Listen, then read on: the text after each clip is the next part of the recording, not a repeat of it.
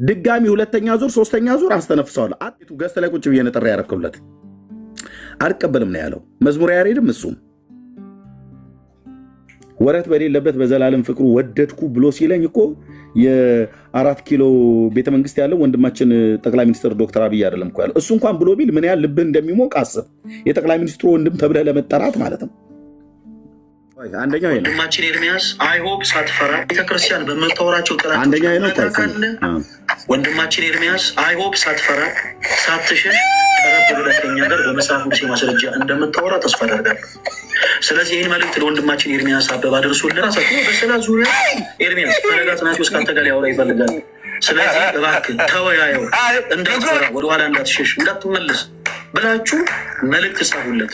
ከዛ ወደ አንተ አላደምጥም። ቅሬታውን ለአንተ ይንገርህ። በቅዱሳት ስዕላት ላይ ግን ማጠቃለያ መስጠት ስላለብኝ እኔ በራሴ ላይ ብላይ ከፍቼ ስለዛ ወራለሁ። በቃ እንዳለ መጠን እኔ ስርዓት ለማስያዝ ነው አፌ ደረገው። ስለዚህ የመጨረሻ ሰመራይዝ አድርጉና የመጨረሻ ሰመራ ነው። ይሄኛው አይደለም፣ ይሄኛው አይደለም፣ ይሄኛው አይደለም። ቆይ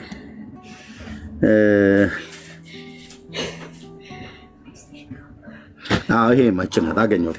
ፕሬሳት የሚሆኑ ሰዎች ሰሙት ከኛ ጋር እንደው በቃ እንደው ትልቅ አጀንዳ ሆኖ እንደ ትእዛዝ አይነት ነገር ከኤርሚያስ ጋር ያለን ውይይት በቃ ታቆማለህ አይነት ነገር እንደዚህ አይነት ቪዲዮችን ተመለከትኩኝ እና ትንሽ ሰዎች አንዳንድ ሀሳቦችን እየተረዱ አልመሰለኝ። በእነዛ ሰዎች ዙሪያ አለንና መልስ ሰጥቻለሁ፣ ቪዲዮ ሰርቻለሁ። ቪዲዮ በጣም አጭር ቪዲዮ ነው፣ ሁላችሁም ገብታችሁ ምናልባት ባልሆነ መንገድ ውይይቱን ለተመለከቱ ሰዎች እንድታደርሱላቸው በጊዜ ስም ጠይቃለሁ።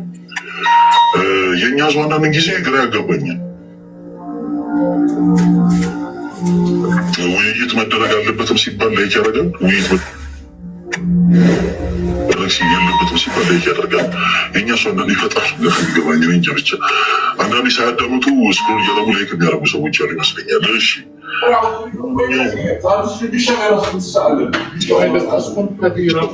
ውይይት ልጅቷ መታሰር አለባት ወይስ የለባትም በሚል ሀሳብ ዙሪያ ሳይሆን ስዕላት መጽሐፍ ቅዱሳዊ ናቸው ወይስ አይደሉም በሚል ሀሳብ ነው።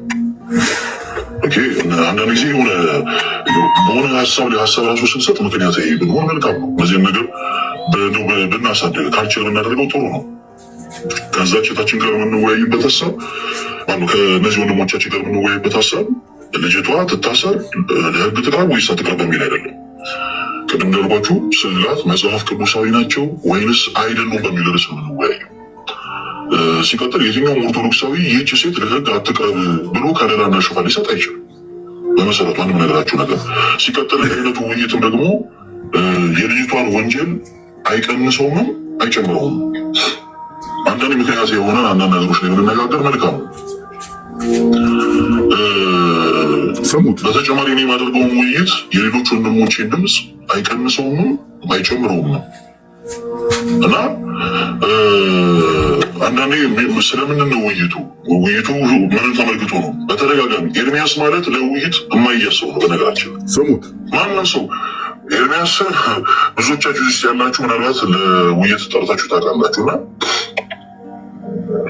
በምንም ታምን ለውይይት የማይመጣ ሰው ነው ኤርሚያስ። 4 ጊዜ የውይይት ጥሪ ያቀረብኩለት ሰው ነው እንደዚህ ብሎ የሚለኝ ይታያችሁ። 4 ጊዜ እዛው ላይቭ ላይ ያለ ነገር ያለው 4 ጊዜ 3 ጊዜ እቤቱ 1 ጊዜ ሙስሊም ቤት ከሄጄ ማለት እሱ ሙስሊም ቤት ገብቶ ተከታተልኩትና ሄድኩኝ። 4 ጊዜ ጥሪ ያቀረብኩለት ሰው 4 ጊዜ ከአንተ ጋር አልወያይም ቁጭ በልና አንተ ተጠይቅ እኔ ልጠይቅህ ብሎ ያለኝ ሰውዬ ለዲቤት አይቀርብም አለኝ።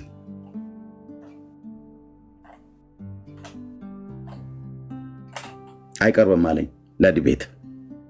ልብ በሉ ትቢት ስትፋንን ይልኝ እዚህ ጋር እዩት። ቀጥሎ የሚናገረው ለውይይት የምናመጣው ከእርሱ እውቀት ለመጨበጥ አይደለም። ክርስቲያኖች ሆነች የፕሮቴስታንቶች በጣም በቃ አይደለ እንደው በቃ ኤርሚኮ እንደዚህ ብሎ ኤርሚኮ ብለው የሚያንቆለባብሱት ሰው ምንም አይነት መጽሐፍ ቅዱስ የመሰረተ እንደሌለው ግን ቲክታክ ላይ ላሉ ለብዙ ሺዎች ፕሮቴስታንቶች ማሳየት እንፈልጋለን።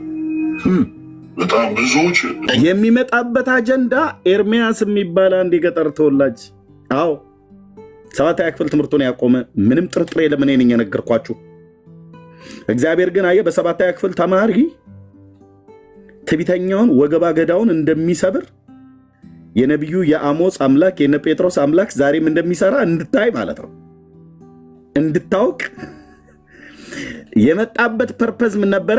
ኤርሚያስ ምንም አይነት የመጽሐፍ ቅዱስ ዕውቀት የሌለው ባዶ ቀፎ መሆኑን ለብዙ ሺህ ቲክታከሮች ማሳየት ነው አንደኛው ግቤ ያለው። ከዛስ በእኔ አለማወቅ ላይ ተንጠራርቶ ሃይማኖቴን ሁሉ ነበር ሲሰድብ የነበረው። ቀጥሎ ስሙት። ቆይ ፕሮቴስታንት አለ አይደል? አንዳንድ ምክንያት የሆነ አንዳንድ ነገር የምንነጋገር መልካም ነው። በተጨማሪ እኔ የማደርገውን ውይይት የሌሎች ወንድሞቼን ድምፅ አይቀንሰውም አይጨምረውም እና አንዳንዴ ስለምንድን ነው ውይይቱ ምንም ተመልክቶ ነው። በተደጋጋሚ ኤርሚያስ ማለት ለውይይት የማይያሰው ነው። በነገራችን ማንም ሰው ኤርሚያስ ብዙዎቻችሁ ውስጥ ያላችሁ ምናልባት ለውይይት ጠርታችሁ ታውቃላችሁ እና በምንም ታምር ለውይይት የማይመጣ ሰው ነው። ኤርሚያስን ለውይይት እና የምናመጣው ከእርሱ እውቀት ለመጨበጥ አይደለም። ክርስቲያኖች ወንድሞች፣ የፕሮቴስታንቶች በጣም በቃ አይደለ እንደው በቃ ኤርሚኮ እንደዚህ ብሎ ኤርሚኮ ብለው የሚያንቆለባብሱት ሰው ምንም አይነት መጽሐፍ ቅዱስ መሰረት እንደሌለው ግን ቲክታክ ላይ ላሉ ለብዙ ሺዎች ፕሮቴስታንቶች ማሳየት እንፈልጋለን። በጣም ብዙዎች በእኛና በፕሮቴስታንቶች መካከል ያለው የትምህርት ልዩነት ትምህርተ ሥላሴ፣ ነገረ ክርስቶስ፣ ነገረ ድነት ሆኖ ሳለ ፕሮቴስታንት የሚሆኑ ሰዎች ከኛ ጋር እንደው በቃ እንደው ትልቅ አጀንዳ ሆኖ የሚወዩበት ሀሳብ ስዕላት፣ ስግደት እነዚህ ናቸው እና በዚህ ዙሪያ ማንም መጽሐፍ ቅዱስ መሰረት ኖሮት ቤተክርስቲያኒቱን እየተቸ ቤተክርስቲያኒቱን እየዘለፈ እንዳልሆነ በመጽሐፍ ቅዱስ ማስረጃማ እናሳያለን። ይሄ ክርስቲያናዊ ግዴታችን ነው። በነገራችን ይሄ ክርስቲያናዊ ግዴታችን ነው። ተአምረ ኢየሱስ ተአምር 68 እና 69 አንብቡ ፕሊስ። ኢቭን የቤተክርስቲያን ስርዓት ብቻ ሳይሆን የክርስቶስ ኢየሱስ ራሱ ትእዛዝ በቃ ግዴታውን ነበር ሊወጣ የመጣው። ግዴታውን ተወጥተዋል። አዋቂነቱን 25,000 ሰው ባለበት ላይ ተንትኖ አዝረክርኮኝ ምንም መጽሐፍ ቅዱስ እውቀት እንደሌለኝ ጴንጤ ማለት ዝም ብሎ ገለባ እንደሆነ ጭብጥ የማይሞላ መሆኑን በደንብ አሳይቷል። ማጠቃለያ መስጠት ያቃጣው እዛ ቅዳሴ ስለደረሰበት ነው ወገኖቼ። በእውነት እንደዛ ተረዱት። እንዲህ ላገድብሃለሁ ማለት ነው። በኤልያስ አምላክ ፊት እንደዚህ እንጎራደድብሃለሁ ማለት ነው። የሰራዊት ጌታ እግዚአብሔር አምጥቶ ጴንጤው ኤርሚያስ እጅ ላይ ነው የጣለህ። እኔ የፈለገን አላዋቂነት ተንተርሼ ኦርቶዶክስ ማለት ምናምን ነገር ብዬ ለማለት አይደለም። የመጣው የነበረው ኤርሚያስ ጴንጤ ነው፣ ምንም መጽሐፍ ቅዱስ እውቀት የለው። እሱ ማለት ያው ጴንጤ ነው፣ ጴንጤ ስለሆነ ሌላውን ሁሉ ይወክላል። ስለዚህ ከድል አጥቢያ ጉሮ ሸበይ ሊያስጨፍር ነበረ።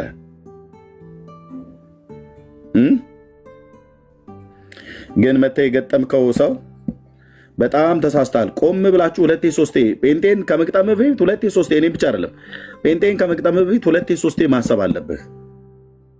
ጌታ ኢየሱስ ምስክሬ ነው አልኩ፣ ማሰብ አለብህ። እኔ ቀረርቶ ዝም ብዬ ጉራ ምናምን ነገር ከወዲሁኛ ጥሩምባ ቀንደ መለከት አናስነፋ ማንችሎን እኛን ምናምን ነገር ብዬ አልልህም። በትዕቢት ግን ተጀረ ስትመጣ ግን እፊቴ ግን እንደማትቆም አሳያለሁ ከጌታዬ ጋር ሆኜ።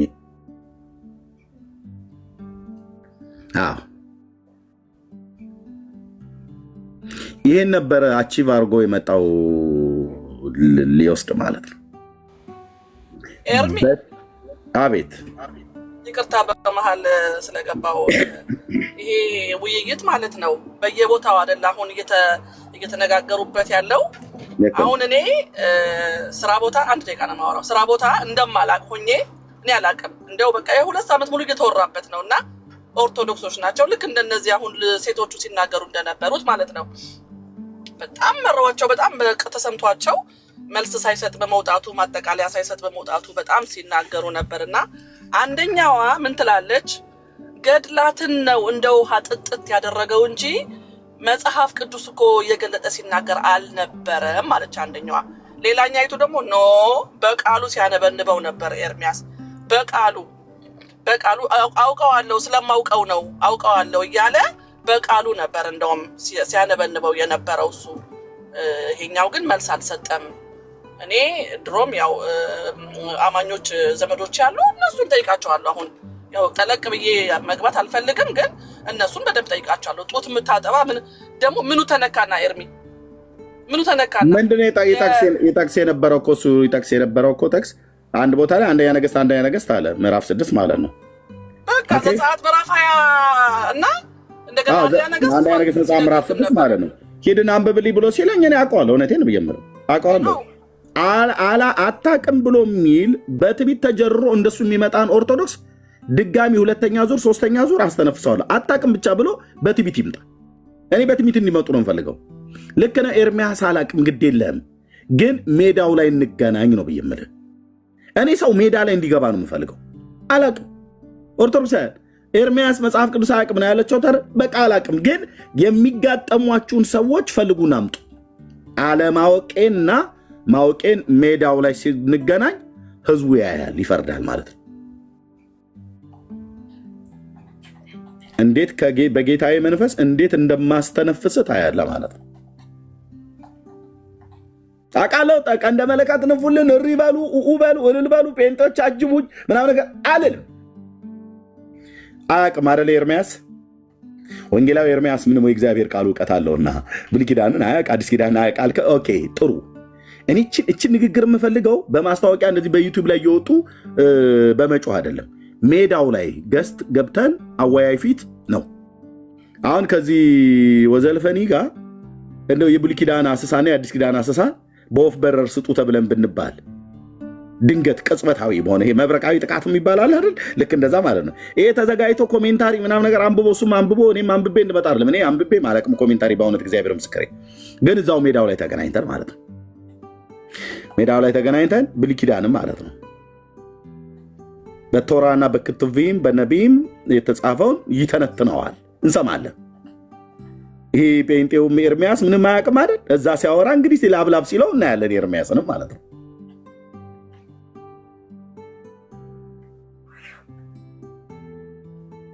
ቀስቅሷቸው ኦርቶዶክሳውያን መምህራኖቻችሁን አንድ ኤርሚያስ የሚባል መጽሐፍ ቅዱስ የማያውቅ ሰው አለ እባካችሁ ኑና ግጠሙት ብላችሁ ቀስቅሷቸው። ከበሮ ምቱ፣ ነጋሪት ጎስሙ፣ አበረታቷቸውና ኑ። ከዚህ ሰው የተሻለ የሚያወራ ሰው ካለ ማለት ነው። ብሉይ አዲስ ኪዳን በሙሴ በነቢያት በመዝሙራት በወንጌል በመልእክታት በራእዩ በተጻፈው ማለት ነው። በ66 ቅዱሳት መጽሐፍት በብረት ምጣድ ላይ ቡና ሲቆላ ማን እንደሚቆላ ታያለ ማለት ነው። ከዚህ ወዲህ እዛኛው ወደዛ፣ በምስራቅ ወደ ምዕራብ፣ ከምዕራብ ወደ ሰሜን ወደ ደቡብ ማን እንደሚንጋላታ እናያለን ቦታው ላይ 25,000 ሰው ባለበት ማን እንደተንገላታ አይታችኋልና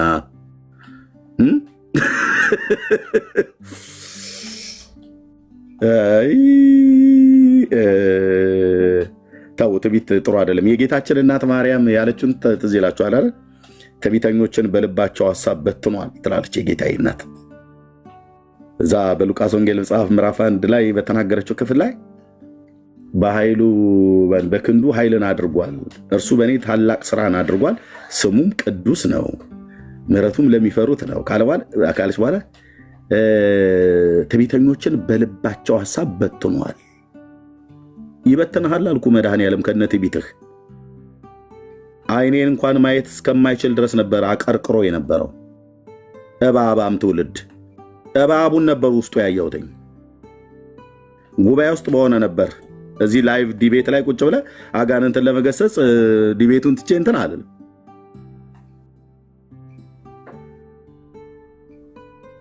እችኛይቱን ጆሮ ነበር ሲነካካ የነበረው። አይታችሁት እንደሆነ እዩት ቪዲዮውን። እቼ ግራ ጆሮን 18 ጊዜ ነቀንቃት ነበር። አየ ትክክል አልደገሙለትም። ሲደግሙለት ሲመትቱለት ጴንጤው ሲያይህ እንዲያፈር አንገቱን እንዲያቀረቅር ናም ነገር ብሎ የሚል ትክል ድንጋይ ላይ ቆሞ በሱዳንኛ የመተተ ደብተራ ነበር። አይታውቅም። ይሄኔ ብብቱ ስር ጽፈው ግርማ ሞገስ ሰጥተውት ይሆናል። ግን አይሰራም ስልህ በእውነት እኔ የክርስቶስ ባሪያ ጋር አይሰራም። የአስማተኞችና የጠንቋዮች ጉባኤ የመተቱልን መተት አፈር ደች አስግጨው ከጌታዬ ጋራ በፊቱ ተንበርክኬ ነው መጥቼ ና አውራኝ አልኩ። አስማቱ አልረዳውም። ሌላ ልቅ ፈልጉ፣ ወደ ቻይና አካባቢ ጥሩ የሚጠነቁሉ አሉ።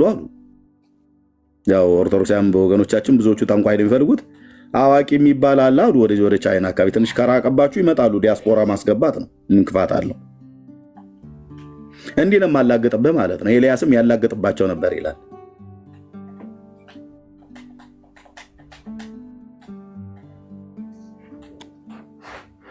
ትቢት ኤርሚያስ እውቀት እንደሌለው አሳያለሁ በዓለም አደባባይ ላይ።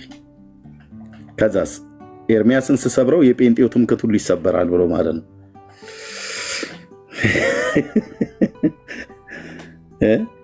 አንደኛው ደግሞ ምን አለ? አይ ሁለቱም እኮ ዲያቆናት ናቸው፣ ሁለቱም የአንድ ቤተክርስቲያን ዲያቆን የተጣሉት አለ። አይ እኔ በቀድሞ ነው ያልኩ።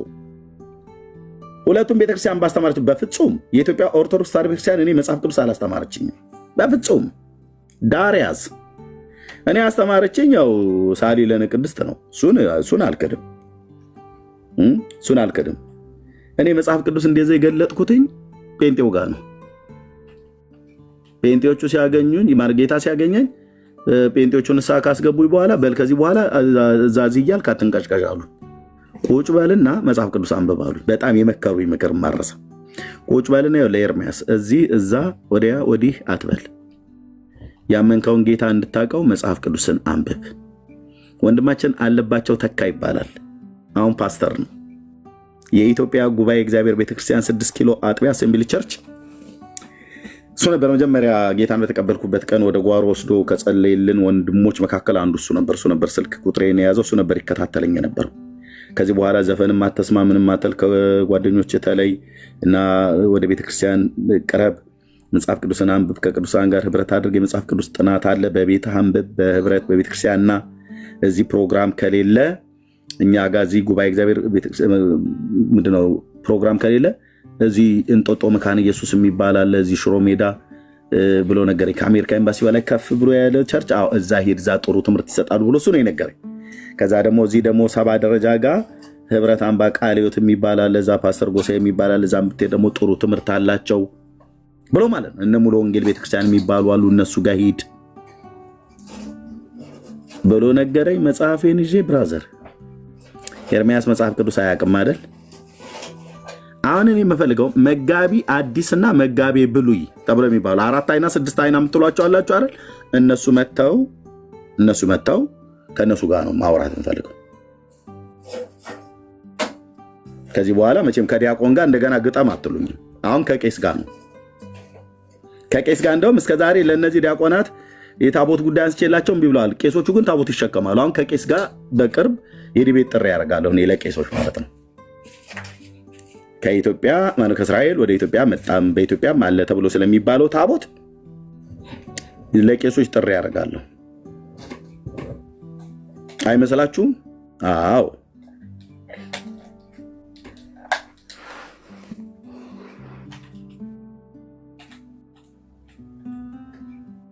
እችን ነው ሊያወራ የመጣ የነበረው ታችሁ ታውቃላችሁና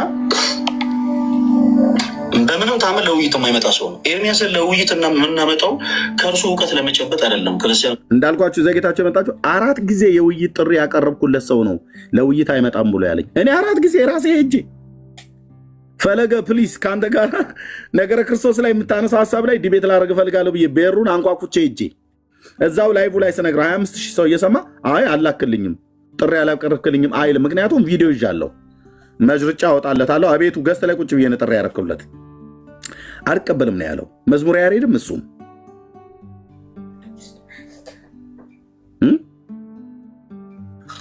እንደ አክሊለ ብልጥ ናቸው ብራዘር። አክሊለ መጀመሪያ በታቦት አለኝ። ኦኬ አልኩት፣ ተቀበልኩትኝ እና እናውራ ብዬ ስለ በብሉይ ኪዳኑ ታቦት አላወራም አለ እና አክሱም ማርያም አምጥቼ አስቀምጨዋለሁ ብላ የምትለው ቤተክርስቲያን ህዳር 21 ቀን ሙሴን ሀገረ ቅድስት እዝራኒ ተናገራ ዳዊት ዘመራ እያልክ ከበሮ ይዘህ የምታዘጠዝጥበትስ በዓል መነሳት የለበትም እንዴ? መወሳት የለበትም እንዴ? አይመስልም? ታሪኩ መብራራት የለበትም እንዴ? አለበት ስልህ አለበት። ስለዚህ እሱን ታሪክ እውነት ለማድረግ ቅድመ ልደተ ክርስቶስ 970 ወደ ንጉሥ ሰለሞን ጋር እንሄዳለን። ታሪክ ማን እንደሚያውቅ ጂኦግራፊ ማን እንደሚያውቅ የቅዱሳት መጽሐፍትን ታሪክ የእስራኤልን ታሪክ ማን እንደሚያውቅ ሜዳው ላይ ስንገናኝ እናወራለን። ኤርሚያስ ጉራ እንዳትጎር። ኧረ አልጎርም ብራዘር አልጎርም። እኔ ስላሴ ባሪያ አሳይሃለሁ እዛ ስትመጣ ማለት ነው። የሺ ፍልጥ ማሰሪያው ልጥ ይላል የሀገሬ ገበሬ ትንሽ ቆጣ ሲል ማለት ነው። የሺ ፍልጥ ማሰሪያው ልጥ ይላል ትመጣለህ ማለት ነው። አክሱም ጽዮን እመቤታችን መታ በንጉሥ በሰለሞን ዘመነ መንግስት ወሆረት ንግሥት አዜብ ከመጥራሂው ጠቢው ለሰለሞን ብሎ ያለውን የደብተራውን ወሬ እኔ ፊት ታወራዋለህ። ከዛስ የሚያወያየን ሰው ደቂቃውን የጥያቄውን ደቂቃ 40 ደቂቃ ነው የሚያደርገው ለተለት 40 ደቂቃ ለጥያቄ ማለት ነው። ለእኔ 40 ለእሱ 40 አቅም አላቸው አያልቅባቸውም። አቅም ያለው ሰው ደቂቃ ይጨመርልኝ ይላል።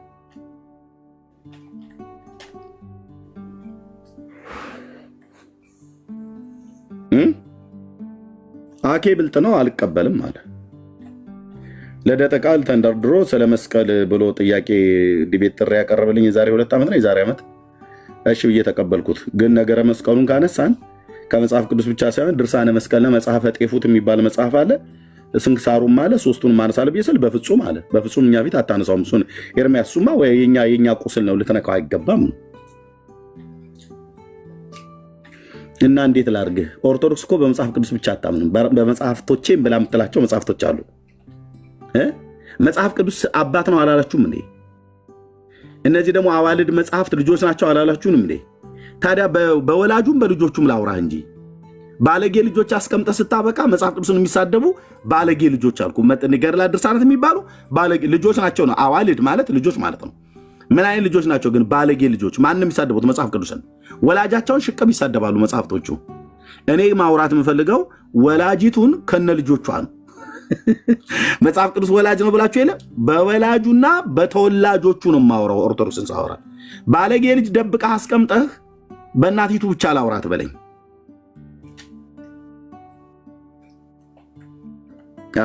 ስንት ዲቃላ ልጅ ቁጭ አድርጋ ማለት ነው። ዲቃላ ያልኳቸው እንደ ዲቃላ እንኳን አንዳንድ እኮ ዘር ይይዛል።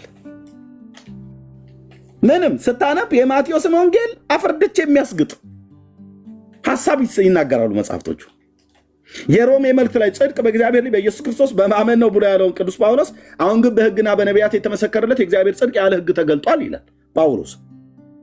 እርሱም ለሚያምኑ ሁሉ በሆነ በኢየሱስ ክርስቶስ በማመን የሚገኝ የእግዚአብሔር ጽድቅ ነው፣ ልዩነት የለምና ሁሉ ኃጢአትን ሰርተዋል፣ የእግዚአብሔርም ክብር ጎድሏቸዋል፣ በኢየሱስ ክርስቶስ በሆነው ቤዛነት በኩል እንዲያው በጸጋ ይጸድቃሉ ይላል።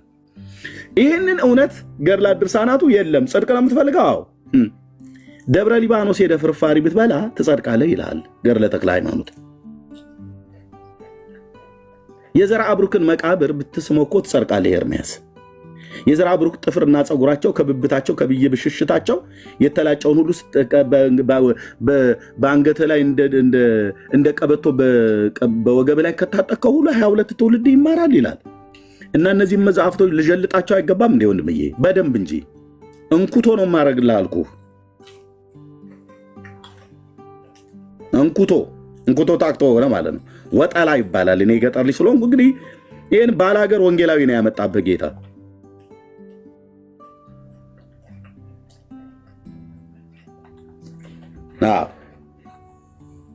ወጠላ ወይ እንኩቶ ይባላል። እንኩቶ ስናነኩት እሳቱ በደንብ እንዲለበልበው እንደዚህ ቀና እያደረግን በእንጨት ነገር እንደዚህ እናደርገዋል። በደንብ ወጠላ ወይ እንኩቶ ይባላል።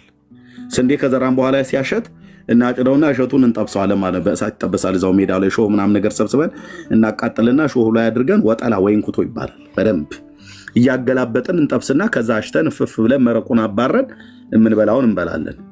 እና ገድላት ድርሳናት የሚበላ ነገር ካላቸው በደንብ ዓለም አደባባይ ላይ መቃጠል አለባቸው። በምን? በእግዚአብሔር ቃል እሳት። ማነው አቃጣዩ? ለዚህ የመድኃኔዓለም ባሪያ ያለ የሥላሴ ባሪያ ኤርሚያስ ይባላል።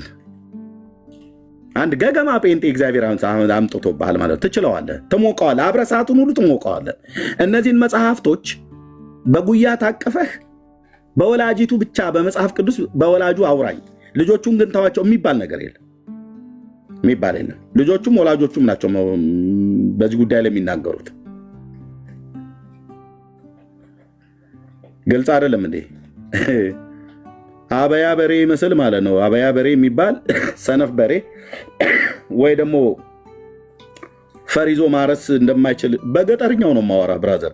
ፈሪዞ ማረስ የማይችል ወይፈን ከበሬው ጋር እንጠምደዋለን። ፈሩ ይሄ ከሆነ በሬው በዚህ ያቃል፣ ህጉን ያቃል። በሬው የለመደ ነውና ፈር ጠብቆ ነው የሚያርሰው። ከዛም ስትመልሰው በፈሩ ጋር ነው የሚሄደው፣ እዚህም ስትወስደው በፈሩ ጋር ነው። ይሄ ግን ገና ቀንበር የተጫነበት ወይፈን ወዲህ ውልሚጥ ይላል እና በዛ ሰዓት ላይ በጨፈቃ በጅራፍ እየገረፍን ከበሬው ጋር እንዲሄድ ስርዓት እናስተምረዋለን ማለት ነው። ይህን በመጽሐፍ ላይ አድርግልህ፣ በመዝሙር መጽሐፍት ላይ ላድርግልህ። ስርዓትን አውቅ ዘንድ ያስጨነቀኝ ለመልካም ሆነልኝ ብሎ የሚለውን የዳዊትን መዝሙር አምጥቼ እጠቅስብሃለሁ ማለት ነው። ከዳስ በእግዚአብሔር ቃል ጅራፍ ትቀጠቀጣለህ፣ ፈር ጠብቀህ እንድትሄድ ማለት ነው።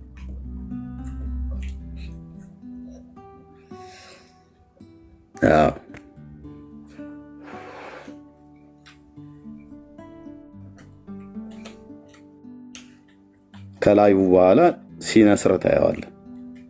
እንዲህ የንቀታቸው ጥግ እኮ አልኩ። አንተ ውዳሴ ማርያም አንብበህ ጴንጤ ላይ ትደነፋለህ እንዲህ ወንድሜ። ኧረ እኔ ኦርቶዶክሳውያን እውነቴን ልንገርህ። አዎ በቀድሞ የኢትዮጵያ ኦርቶዶክስ ክርስቲያን ዲያቆን የነበርኩ ነኝ ብራዘር። ዝም ብሎ ሸከሬ አይደለሁም፣ ጄኒውን የሆንኩ ዲያቆን ነበርኩኝ። ከብፁዕ አቡነ ናትናኤል እጅ የተቀበልኩ ቀድስ የነበረ። አንድ ሚስጥር ግን ልንገራቸው ኦርቶዶክሳውያን ፕሊስ፣ የአፄ ቴዎድሮስ አይነት ግጥም እንዳይደርስባችሁ። የጎጃምን ንጉሥ ሲንቁ እንደተባለው ማለት ነው። ጴንጤን አትናቅ። ጴንጤ እኮ ዝም ብሎ ቃዛ አዳራሽ ተሰብስባችሁ ኪቦርድ ትመታላችሁ። በቃ ጌታ ነው። የእናንተ እኮ ሙያችሁ ይሄ ነው። ኢየሱስ ጌታ ነው። በቃ ይሄ ነው እኮ እውቀታችሁ። ከዛ ሃሌሉያ ነው የምትሉት አላችሁን? አዎ እንደዚህም እንላለን። ተያስ ባለፈ አትለኝም? ናና ሞክረን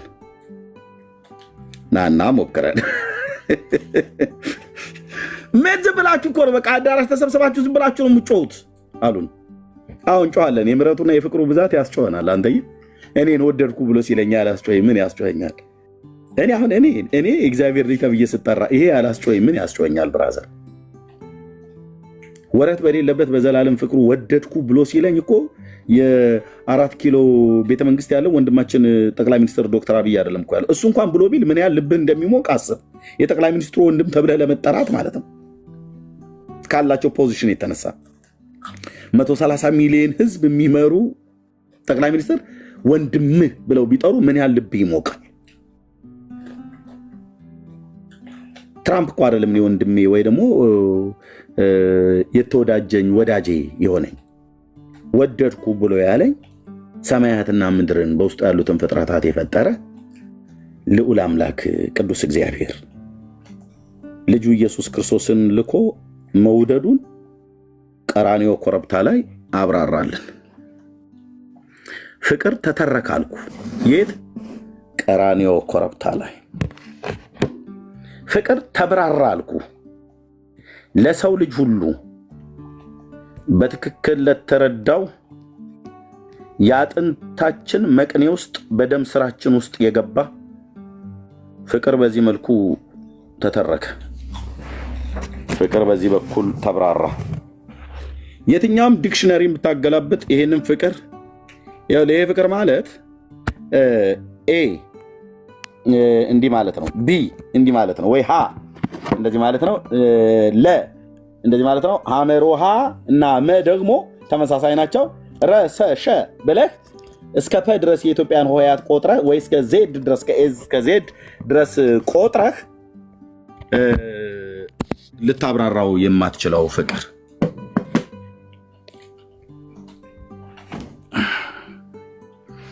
ነፍስህ ድክም ትላለች። ዛል ትልና እግሩ ስር ትወድቃለች። በደንብ ይታወቀኛል።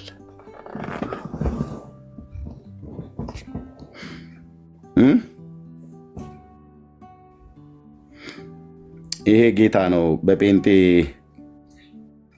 ኤርምያስ ውስጥ የሚሆን በወገኖቼ ውስጥ በደም ስራችን በአጥንታችን መቅኔ ውስጥ የገባ ፍቅር ይሄ ፍቅር ነው። ዳሩ የታቀና የፍቅር ትርጓሜ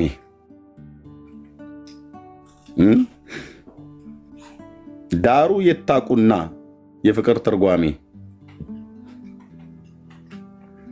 የጥበብና የእውቀት ሁሉ መዝገብ የሆነው በእርሱ ዘንድ ነበር።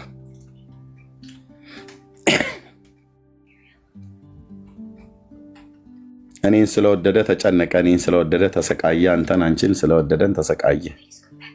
አፉንም አልከፈተም፣ እንደሚታረድ በግ በሸላቾቹ ፊት ዝም እንደሚል በግ በማስጨነቅና በፍርድ ተወሰደ።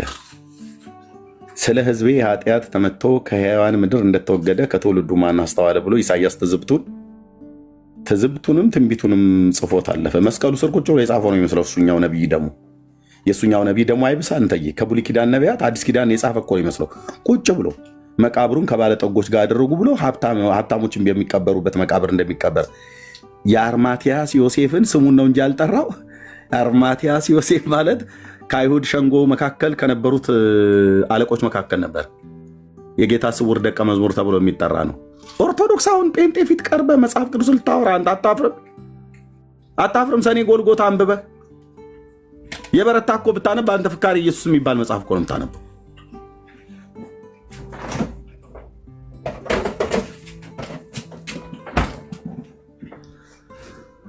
ከባለጠጎቹ ጋር በሞቱ ሆኖም ግፍን አላደረገም ነበር ይላል። ከአመፀኞች ጋር ተቆጠረ። በደንብ ነው ያያቸው ኢሳይያስ፣ በደንብ በትንቢት መነጽር በደንብ ነው ያያቸው። አናጋሪው ትንቢት አናጋሪው የተባረከው ጌታ መንፈስ ቅዱስ ስለሆነ በደንብ ነው ከ740 ዓመት በኋላ የሚፈጸምን ትንቢት መስቀሉ ስር ቁጭ ብሎ የጻፈው ይመስል ኢሳይያስ ጽፎት አለፈ።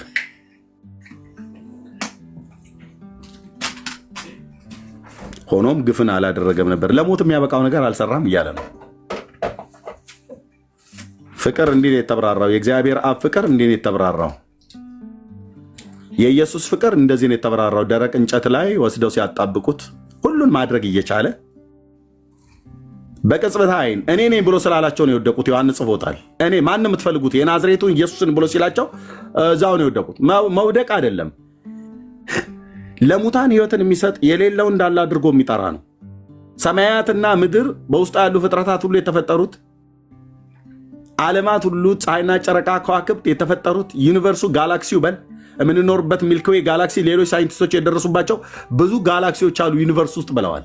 እነሱን ሁሉ ጥራ፣ በባህር ውስጥ ያለ ፍጥረታትን ጥራ፣ ሰማይና ምድር፣ ሐመልማላቱ፣ እጽዋቱ፣ አዋፍቱ ምናምን ነገር በሙሉ ሁሉ በእርሱ ሆነ። ከሆነውም እንኳን አንዳች ያለ እርሱ አልሆነም የተባለለት የእግዚአብሔር አብ የባህሪ ልጁ የዳዊት ልጅ ሆኖ የዛሬ 2000 ዓመት ቀራንዮ ኮረብታ ላይ ዕድሜው የ33 ዓመት ወጣት ነው። ይሄ ወጣት ግን ወጣት ብቻ ግን አልነበረም። ይሄ 30 ዓመት ወጣት ግን ወጣት ብቻ አልነበረም። አዎ ወጣት ነው፣ አይሁዳዊ ወጣት ብቻ ግን አልነበረም። አወጣጡ ከቀድሞ ጀምሮ ከዘላለም የነበረ ነበር። ከዘላለም የነበረ ፍጡር የለም። ከዘላለም ሞሬታዊ ሚኪያስ የተናገረውን ማምነው ማንንም ቄስ፣ ማንንም ፓስተር፣ ማንንም ሼካ፣ ማንንም ራባይ አይደለም ማምነው። መጀመሪያ እነዛ የብሉይ ኪዳን አባቶቼ ነቢያት ምን አሉ?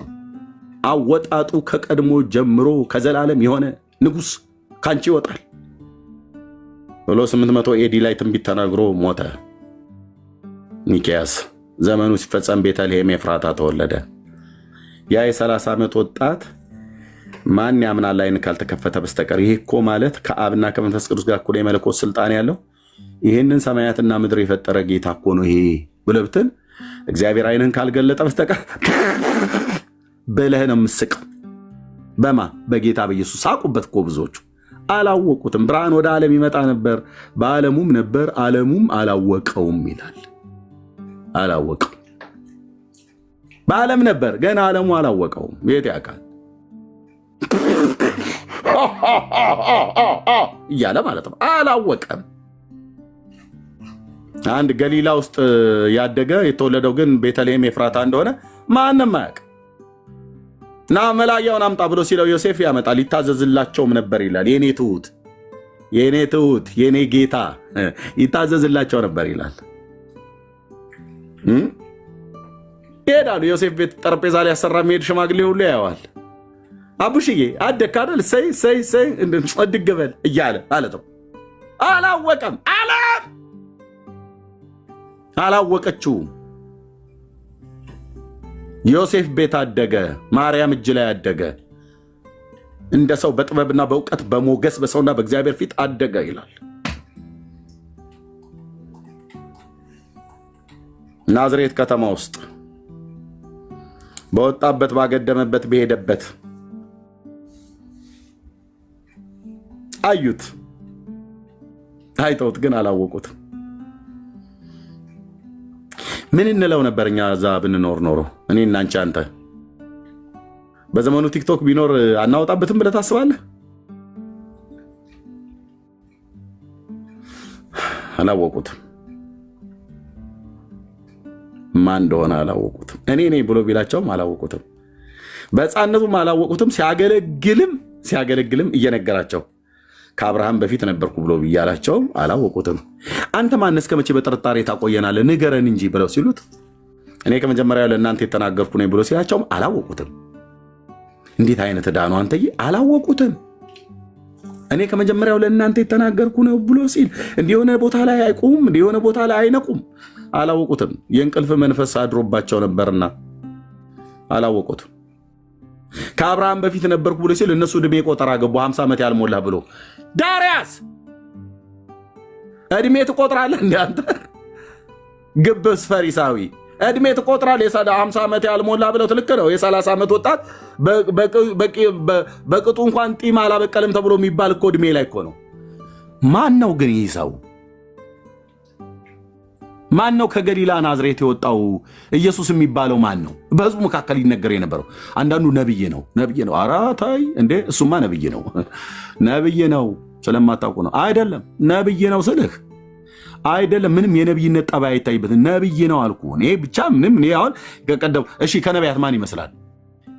ኤልያስ ኤልያስን አይመስልም። ማን ነው ታዲያ የሚመስለው? ኤርሚያስ ይላል ሌላኛው። ኤርሚያስንም አይመስልም። ታዲያ ማን ይመስላል? ግን በቃ ዝም ብለህ ያዘው ስሙን እንትና ነው ብለህ አትጠይቀኝ። ከቀደሙት ነቢያት ግን እንዳንዱ ነው። ያወሩትን በማህበረሰቡ ዘንድ የተወራው ነው ጌታ የጠየቃቸው። ሰዎች ስለ ሰው ልጅ ማን ይላሉ ብሎ ያላቸው ማለት ነው። የኔ አባት ድምፅህ ውስጥ እኮ አለ። ድምፅህ ውስጥ ያለ ኢየሱስ ክርስቶስ ድምፅህ በልጆቹ ውስጥ እኮ አለ። መንፈስህን በውስጣችን አለ። ማን ይላሉ ስለ እኔ? የሰውን ሁሉ ልብ የሚያውቅ ጌታ ኢንፎርሜሽን ጠፍቶበት ከጴጥሮስ የሚጠይቅ እንዳይመስልህ። በዮሐንስ ወንጌል መጽሐፍ ምዕራፍ 2 ላይ ሲናገር በተለይ መጨረሻው ቁጥር ላይ እሱ ስለ ሰው ማንም ሊነግረው አያስፈልግም በሰው ሁሉ ያለውን ያውቃልና ይላል። አየህ፣ ፈጣሪ ነው ማለት ነው። የሰውን ሁሉ ልብ የሚያውቅ ማን ነው?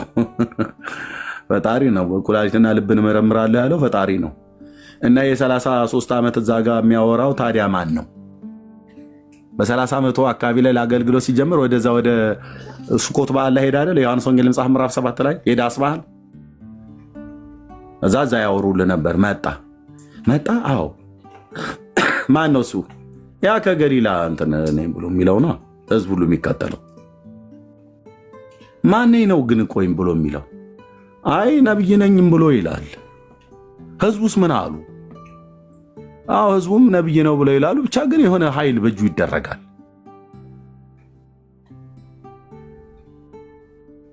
አንዳንዶቹ ደግሞ ተነስተው በተለይ ቁጥር 27 ላይ ያሉት ዮሐንስ ወንጌል መጽሐፍ ምዕራፍ 7 ቁጥር 27 ላይ ያሉት የዚህ ዘመንን ትውልድ ይመስላሉ፣ ጭፍኖች እና ግማሹን ትይላል። ማን ነው? እኔ እንጃ። ነቢይ ያጫውተዋል እያለ የሚል ማለት ነው። የሚፎትት የሚቀልር ትውልድ ግን ማንኛ አለሱ? አይ ነቢይም ነው። ነቢይነቱስ ነቢይነት ነው። ነቢይ ነው፣ ክርስቶስ ነው አሏቸው። እነንተነ እነንቶን ይሄ ምን እንዳሉ ላስነብባ። እንዲህ አይነት ትውልድ ይህን ትውልድ በምን መስለዋለሁ እንዳለ ባለ የገበያ ዳር ልጅ አምላኩ ላይ እኮ ነው የሚላገደው። በያዕቆብ አምላክ ላይ ይላገድልሃል። ኢየሱስ ክርስቶስ የእግዚአብሔር ልጅ ለዘላለም ስም ይባረክ። ማን ነው ብለው ሲሏቸው ዮሐንስ 7:27 ላይ ታልኛል። አሁን ይህን ማህበረሰብ ጠይቀም ነው ከዚህ ከቁጥር ስለ መሲሁ የተነሳ ክርክር በዘመኑ የነበረው አይሁድ ምን እያለ እንደሚከራከር ይልኝ አስተያየት ሲሰጥ ስለ ኢየሱስ ክርስቶስ ስለ መሲሁ። እንግዲህ ከኢየሩሳሌም ሰዎች አንዳንዶች እንዲህ አሉ፣ ሊገድሉት የሚፈልጉት ይሄ አይደለምን? ይፈልጉት ነበር ማለት ነው። መግደል ነው። እስራኤል የተያዘችው መግደል፣ በዚህ ዘመንም እውነት ከተናገርክ መግደል ነው። ቆየና በቃ ባለፈው እንትን አላለ ይህን ሰውዬ ለምን ደሞ አናስወግደው እንዴ? ይፈሉልሃል አልኩ እንደ ጉንዳን። አንዱን ብገለው መድኃኒዓለም በአንድ ቀን ሌሊት ነው አልኩ። ጸጋውን ሞልቶ መንፈሱን ሰጥቶ በአንድ ቀን ያስነሳላል። እንደ ጉንዳን ነው የሚያፈላል። አንዱን ብትገድለው የእግዚአብሔርን ዘር አታጠፋውም፣ ዘሩን ያያልና ተብሎ ተጽፎለታል። እንግደል ነው ብለው የሚሉት እሺ አይደለምን? እነሆ በግልጥ ይናገራል፣ አንዳች አይሉትም። እነማ አለቆቹ ይህ ሰው በእውነት ክርስቶስ እንደሆነ አወቁን። ምን ያውቃሉ? እነሱ እየተከራከሩ ከዛ ካሉ በኋላ እነዚህ ሰዎች ምን አሉ? ነገር ግን ይህ ከወዴት እንደሆነ አውቀናል አሉ። ከየት ነው ብለህ ብትላቸው ከገሊላ ናዝሬት ነው። አንዴ እናውቀዋለን እኮ አባቱ ዮሴፍ ነው እናቱ ማርያም ነች ብለው ይሉሃል። አውቀናል ካሉ በኋላ ክርስቶስ ሲመጣ ግን ከወዴት እንደሆነ እኛ አናውቅም አይደለም ያሉት። ማንም አያውቅም።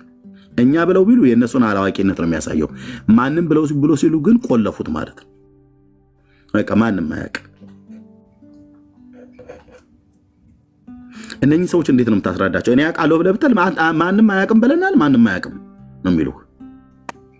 ማንም አያውቅም ማለት ማንም አያውቅም። እኛ እናቅም ብለው ለሌሎች የሚያውቅ ሰው ግን ካለ ይንገረን ብለው እንትን የላቸውም። ኦክፓር ናቸው፣ ተይዘዋል።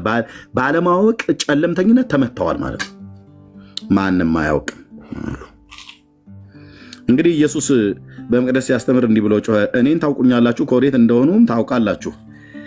እኔም በራሴ አልመጣሁም፣ ነገር ግን እናንተ የማታውቁት የላከኝ እውነተኛ ነው አለ። ማን የላከ ምናምን ነገር ብሎ አይጠይቁ። በቃ ማንም አያውቅም ብለናል። ማንም አያውቅም አይጠይቁም። እኔ ግን ከእርሱ ዘንድ ነኝ፣ እርሱም ልኮኛልና አውቀዋለሁ።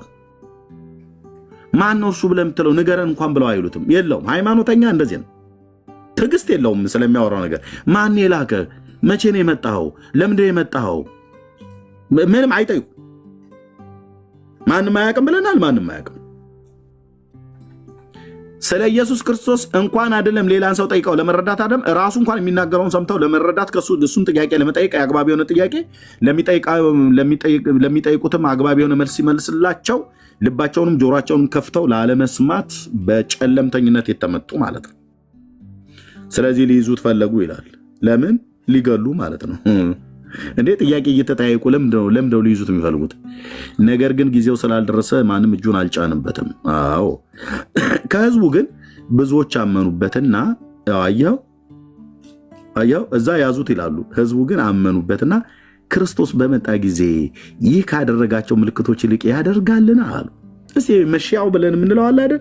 አባቶቻችን ይመጣል ብለው ያሉን እሱ በመጣ ጊዜ ከሚያደርገው ያነሰ ወይ ደግሞ የበለጠ ታምራትን ያደርጋል። በዚህ ሰው እጅ እየተደረገ ያለው እኮ በመሻው እጅ የሚደረገው ነው ብለው እያሉ እኮ ነው ህዝቡ። እነንቶኔስ እኛ በቃ ማንም አያውቅም ብለናል። ማንም አያውቅም። የዘመኖቹን ኦርቶዶክሳውያን ነው የሚመስሉት። ፈሪሳውያን ህዝቡን ስለፈሩ እንደዚህ ሲያንጎራጉሩ ህዝቡ መካከል ማለት በዓል ላይ ቁጭ ብለው ምን እያልከው እንደምትለው እኔ ስለዚህ ሰው ያለኝ አስተያየት እኔ የምልህ እውነቱን ልንገር ብዬ ካልኩ ለማንም እንዳትናገር እኔ ነብይ ነው ይመስለኝ። እውነትህን ነው? አዎ እኔ ነብይ ነው ይመስለኝ። በእውነት ትህትናውን አይተዋል። ራሱ የጸጋው ቃል ራሱ ካፉ የሚወጣው ይሄ ለማንም እንዳትናገር የኔ ምልከታ ነው የምነግርህ እየተባለ ሲያንጎራጉሩ እኮ ማለት ነው። ቀስ ብለው ፓስተር በቃል ይሄ ነገር እንዳታወጣው ለማንም ሰማሪ ዳኪም ይሄ ነገር ኪፕ አድርገህ ያዘው። እኔ ስለዚህ ሰው ያለኝ መረዳት እኔ ሰው ዝም ብሎ ተራ ሰው አይደለም። ልክ ኒቆዲሞስ እንዳለው ማለት እውነትህን ነው። አዎ ማን ነው ብለህ ትላለህ?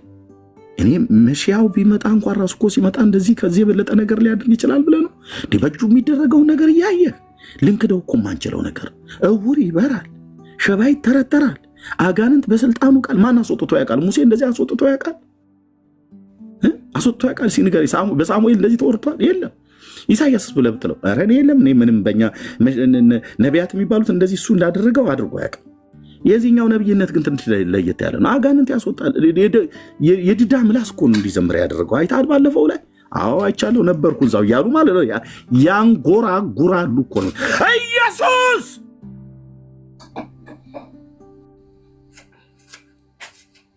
ጉዳይ ነው። ታንጎራጉራለህ በሱ ላይ። ሴቱን ቁጭ ብሎ ቤት ውስጥ ሽንኩርቷን እየላጠች እንደው ያ ነብይ ነኝ ብሎ የሚል ሰውዬ መጥቷል ከገሊላ። እንደው ግን ምን ይመስልሻል እማሆይ እንትና ምናምን ነገር እያሉ ማለት ነው። አንጎራጉር፣ አጉረምርም እንደ እርኩምና እንደ በቀቀን ወፍ ማለት ነው። ዳዊት እንዳለው እንደ እርኩም የሚባለው አሞራ በቀጥ ብሎ ብቻውን ነው የሚያወራው። ብቻውን ይላል። ጉጉትና እርኩም ይመስል ዳዊት እንደዚህ ተናግሮታል። እንደ ጉጉትና እንደ እርኩም ሆንኩ ይላል። ከደረሰበት መከራ የተነሳ ይላል። ጉጉትም እንደዚህ ነች። ሌሊት አይኗ ትልልቅ የሆነችዋ ማለት ነው። አንጎራጉር ጉዳይ ነው። የዳዊት ልጅ ኢየሱስ ረገጥ አድርገን እንናገራለን። ያድናል፣ ይታደጋል። እና ሲያንጎራጉሩ ሰሙ። የካህናት አለቆችም ፈሪሳውያንም ሊይዙት ሎሌዎችን ላኩ። ቀስ ብላችሁ ያዙት፣ ግዴላችሁም ይህን ሰውዬ ያዙት፣ በዓሉ ላይ መጥተዋል አሉ። ፈልጉት። የት አካባቢ ነው ድንኳን የተከለው? የለም ወንድሞች ሁሉ ጭምር መጥተዋል የተባለው ግን በዓሉ ላይ መጥተዋል። እስኪ አፈላልጉትና ቀስ ብላችሁ ያዙት። ሎሌዎች ቀስ ብላችሁ በማይታወቅ ሁኔታ ሄዳችሁ ቀስ ብላችሁ እንዳቸኩሉ፣ በዓሉንም እንዳትረብሹት። ያው ሰው እየበላ እየጠጣ ነው 7 ቀን። ቀስ ብላችሁ ያዙት። በሲስተም አጥምደ በመጀመሪያ በንግግር ሊያጠምዱት ይመጡ ነበር። ቸር መምህር ሆይ የዘላለም ሕይወት እንዳገኝ ምን ማድረግ ይገባኛል እያሉ ማለት ነው። የሰው ልጅ አዳም 2 እግር ተንኮለኛ አምላክን እንዲህ ትለዋለህ ስላላወቁት። ቸር መምህር ሆይ ለሰው ፊት ሳታዳላ እንደምትናገር እናውቃለን። በእውነት ለሮማ ቄሳር ግብር መክፈል ተፈቅዷል አልተፈቀደም ብለው ማለት ነው። ራሳቸው እኮ ሊመልሱት የሚችሉትን ነገር ማለት ነው። ቆይ እስቲ ያውቃል አያውቅም ብለው ማለት ነው። የእውቀት ልቀቱን ሊለኩ የኢየሱስ የእውቀት ልቀት ሊለካ። ወይኔ እብደት!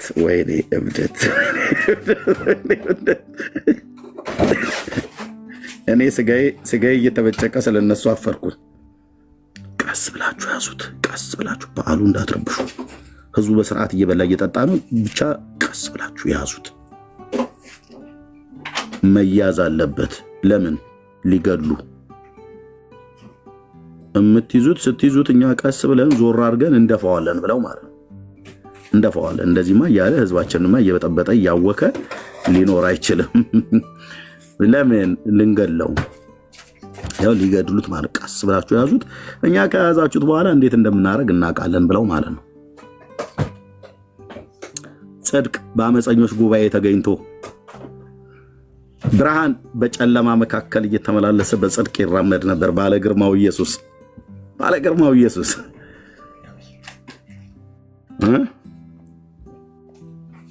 እና ቀስ ብላችሁ ያዙት አሉ። ኢየሱስ የኔ አባት የኔ ጌታ ኢየሱስም አለ ገና ጥቂት ጊዜ ከእናንተ ጋር እቆያለሁ፣ ወደ ላከኝም እሄዳለሁ። ኧረ አይሁድ ጠይቅ እስኪ እባክህ እንደ የላከኝ ልኮኝ ነው የመጣሁት ይላል፣ ደግሞ ወደ ላከኝ እሄዳለሁ ይላል። ለምን አትጠይቁትም ግን የላከ ማን ነው ብለው አይጠይቁም። እነሱ ያዙት ነው ብለው የሚሉ ያዙት፣ ክበቡት፣ አጣድፉት። እንደዚህ ነው ተከታዮቻቸውን። ማንም ሰው ስለ እርሱ ይሄ መሺያው ነው ብሎ ክርስቶስ ነው ብሎ የሚመሰክር ሰው ካለ ከአይሁድ ማህበር እናወግዘዋለን። ባይዞ ይሄ ከድርና ከሰንበቴ ማስወጣት የጀመረው ከዛ ነው። በዮሐንስ ወንጌል መጽሐፍ ምዕራፍ 9 ላይ ትዝ ይላችኋል አይደል? ወላጆች እንኳን ስለ ልጃቸው የአይነ ብርሃን መብራት እንዳይመሰክሩ እያወቁ እንዳይመሰክሩ አይሁድን ስለፈሩ እሱ ሙሉ ሰው ነው እሱን ጠይቁት፣ አቦ ከኛ ላይ ዞር በሉ አሏ። ምክንያቱም ከማህበር ነው የሚያባርሩ። የሃይማኖተኞች ወጉ ይሄ ነው። ታልጉኛላችሁ አታገኙኝም፣ እኔ በሆን እዚህ ጋር በጣም ነው የምጠይቀው በእውነት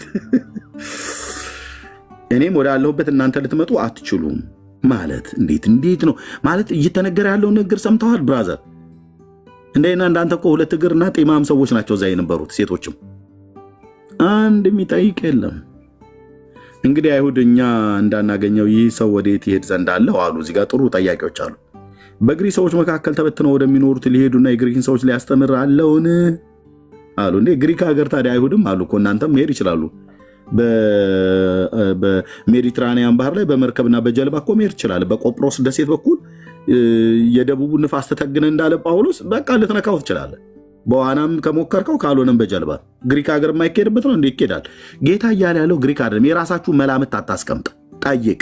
ግሪክ ሀገር ሄዳለሁ ብሎ ያላለውን አንተ ግምትህን ከመናገር ይልቅ ወዴት ነው የምትሄድ ያለው? ማን ላከህ? ከየት ነው የመጣኸው? ለምን ዓላማ ነው የመጣኸው ተብሎ አይጠይቅም። አቤቱ አቤቱ አቤቱ አቤቱ አቤቱ የደቦ ፍርድ አቤቱ። ግሪክ ይላሉ እነዚህ ዝም ብሎ ግሪክ ትላለህ። ግሪክ ጌታን አንስቶት አያውቅም። የራሱን ግምት ይናገራል። አይሁዳዊ ቁጭ ብለው በግሪክ መካከል ተበትነው ወደነበሩት ሊሄድና የግሪክን ሰዎች ሊያስተምር በዛ አለው ናም ነገር ብለው ይሉላል አላለም። እሱ ግን ወደ ግሪክ ሄዳለሁ አላለም። እዛ ያሉትን ላስተምር ወደ ግሪክ ሄዳለሁ አላለም። የራስን መላምት ሃይማኖተኛ መላምትን ነው የሚናገርብህ። ሰው የሚናገረውን አይሰሙም። ወዴት ሄዳለህ ብለው አይጠይቁትም። እሱ ይናገራል፣ እነሱ ይሰማሉ። ሲሰማ ግን መላምታቸውና ግምታቸው ነው የሚናገሩት። እዚህ ዘርዘር አድርገህ ብለው ንገረን ብለው አይሉትም። ምሳሌውን ከተናገረ በኋላ ደቀ መዛሙርቱ ለብቻቸው ሲሆን የምሳሌውን ትርጉም እንደጠየቁት እንደዛ አይጠይቁ። በቃ የመሰላቸውን የገመታቸውን መናገር ነው። አንድ ቤንጤ የሚባል ህዝብ መጥቷል እንዳሉ ማለት ነው። ጊዮርጊስ ቤተክርስቲያን የዛ መሀል እንኳንም ነገሩኝ። የዛ ሌሊት ቄሶቹ ውሸት እኮ ነው የነገሩኝ። እና ኤርሚያስ ውሸትን ነገሩኝ እንኳንም ነገሩኝ ብለህ ትላለህ። አሁን እንኳንም ነገሩኝ፣ ውሸት ነግረውኝ ወደ እውነት አመጡኝ የኦርቶዶክስ ቄሶች። ጌታ ይባርካቸው። ቤንጤ ነው ቤንጤ የሚባል ማህበረሰብ ተነስቷል ብለው ማለት ነው። ለእኔ ለባላገሩ የከብትረኛ እና ዲያቆን ሆንኩት ሲነግሩኝ እና ስራቸው መቼስ እንዲመሰላችሁ እንደ ወገኖቼ ሳንቲም ይረጫሉ፣ በኮርኒስ ላይ እንዲህ ይላሉ፣ ኢየሱስ ከኔና ከአንቺ ይወለዳል እያሉ ደግሞ እዛው መብራቱን አጥፍተው ወንድ ከሴት እየተያያዙ ይተኛሉ ብለው ነገሩ። ይለኔ ምን አልኩኝ? ህግ ባለበት ሀገር ኧረ ኤርሚያስ ስንት ጉድ መሰለ የሚተደረገው። እና ቤት ዘግተው በቃ መብራት ያጠፋሉ። የሆነ የሚጨፍሩት ነገር አለ። እሱን ከጨፈሩ በኋላ ኢየሱስ ከኔና ከአንቺ ይወለዳል እያሉ በቃ ጨለማን ተገና አድርገው አጠገባቸው ያለትን ሴት አሮጊት ምትሆን ወጣት አፈፍ ያደርጉላል፣ ይተኛሉ። ይሄ በኦርቶዶክስ ቤተክርስቲያን አውደ ምሕረት ላይ ሁሉ ጭምር ሳይቀር የተሰበከ ነው። እኔ ገገማው ገበሬ ጆሮ ገባላ። እኔን ደግሞ አታምታታኝም ስልህ ሄዳ አሳየኝ እልሃለሁ። የማታሳየኝ ከሆነ ተደብቄ ሄጄ አየዋለሁ። እንዲህ አይነት ጠባይ ያለ መድኃኔዓለም ሲፈጥረኝ አየህ፣ ተደብቄ ሄጄ አያለሁ። መንፈሳዊ ነገር እንጂ ከመንፈሳዊ ነገር ጋር አስተያይተን የምንቀበለው መንፈስ በሚያስተምረን ቃል። ከዛ ውጭ ግን ተደብቄ ሄጄ አያለሁ። አንተ ምን ጉዳይ አሳይ እልሃለሁ። የማታሳየኝ ከሆነ በሌላ በኩል እነካዋለሁ አልኩ። ሄጄ አያለሁኝ። እና የዛን ቀን ምን እንደወሰደኝ አላቅም ብያለም። ጌታ ነው የወሰደኝ ወደ ኤግዚቢሽን ማዕከል ቁጭ ብዬ ልንፋስ ልናፈስልህ ከነጋቢ ማለት ነው። ደረጃው ላይ ቁጭ ብዬ ወደ ታች ወደ እስጢፋኖስና ወደ ቤተ መንግስቱ እያየሁልህ ነው እየቃኘው። እና የሆነ የየራሳቸው ልብስ የለበሱ አንድ አይነት ማች የሚያደርግ አይደል። ግማሹ ነጠላ አድርጓል፣ ግማሹ ግን በቃ ሱፍ የለበሰ ነው። ግማሹም እንደዚህ ሽንሽን ቀሚስ የለበሱ እጃቸው ላይ መጽሐፍ ቅዱስ የሚመስል ነገር የያዙ ወደ ኤግዚቢሽን ማዕከል ሲገቡ አየሁ። እነዛ ጉደኞች ሳይሆኑ አይቀርም ብዬ ተከታትዬ አብሬ ምን እንደወሰደኝ እዛን ቀን ማን እዛ ታዛቢ ሆኜ ንፋስ ተቀባይ መስዬ ማለት ነው። ለወትሮዬም አድርጌም አላውቀውም። መጽሐፍ ቅዱስ ይዞ የሚገባ የሆነ ህዝብ አየሁ። ስገባ አዳራሹ እንዳለ ሞልቶላል። ትልቁ ኤግዚቢሽን ማዕከል የሆነ ጎፈሪያም ሰውዬ ቀጭን ሰውዬ ነው። አንደበቱ ሲናገር ያዝ ያደርገዋል። የኦሮምኛ ቋንቋ ተናጋሪ አይነት አክሰንት ያለው ሰው እንደሆነ በደንብ ያስታውቃል። እና ሰው የቀረ አይመስልም። ትልቁን አዳራሽ ኤግዚቢሽን ማዕከል ጢም አድርገውለታል። እና የሆነ ጎፈሪያም ሰውዬ ቀጭን ነው፣ እዛ ቆሞ ይሰብካል። እየሰበከ ሰውየው ብቻውን እንዳይደለ ያወቅኩትኝ የሚናገረው ነገር እየመጣ እኔ ልብ ውስጥ ነበር የሚገባው። ከነጋቤ ቁጭ ብዬላለሁ። ደግሞ በለስ ቀንቶኝ ቦታ የተገኘው በሴትና በሴቶች መካከል አንዲት ወጣት ሴት፣ አንድ አሮጊት ሴት፣ በእሷ መካከል ነው ወንበሩ የተገኘው። መብራቱ በሚጠፋ ሰዓት ላይ እኔ በለስ ቢቀናኝ እኔም ከጠበሉ ልቀምስ ማለት ነው።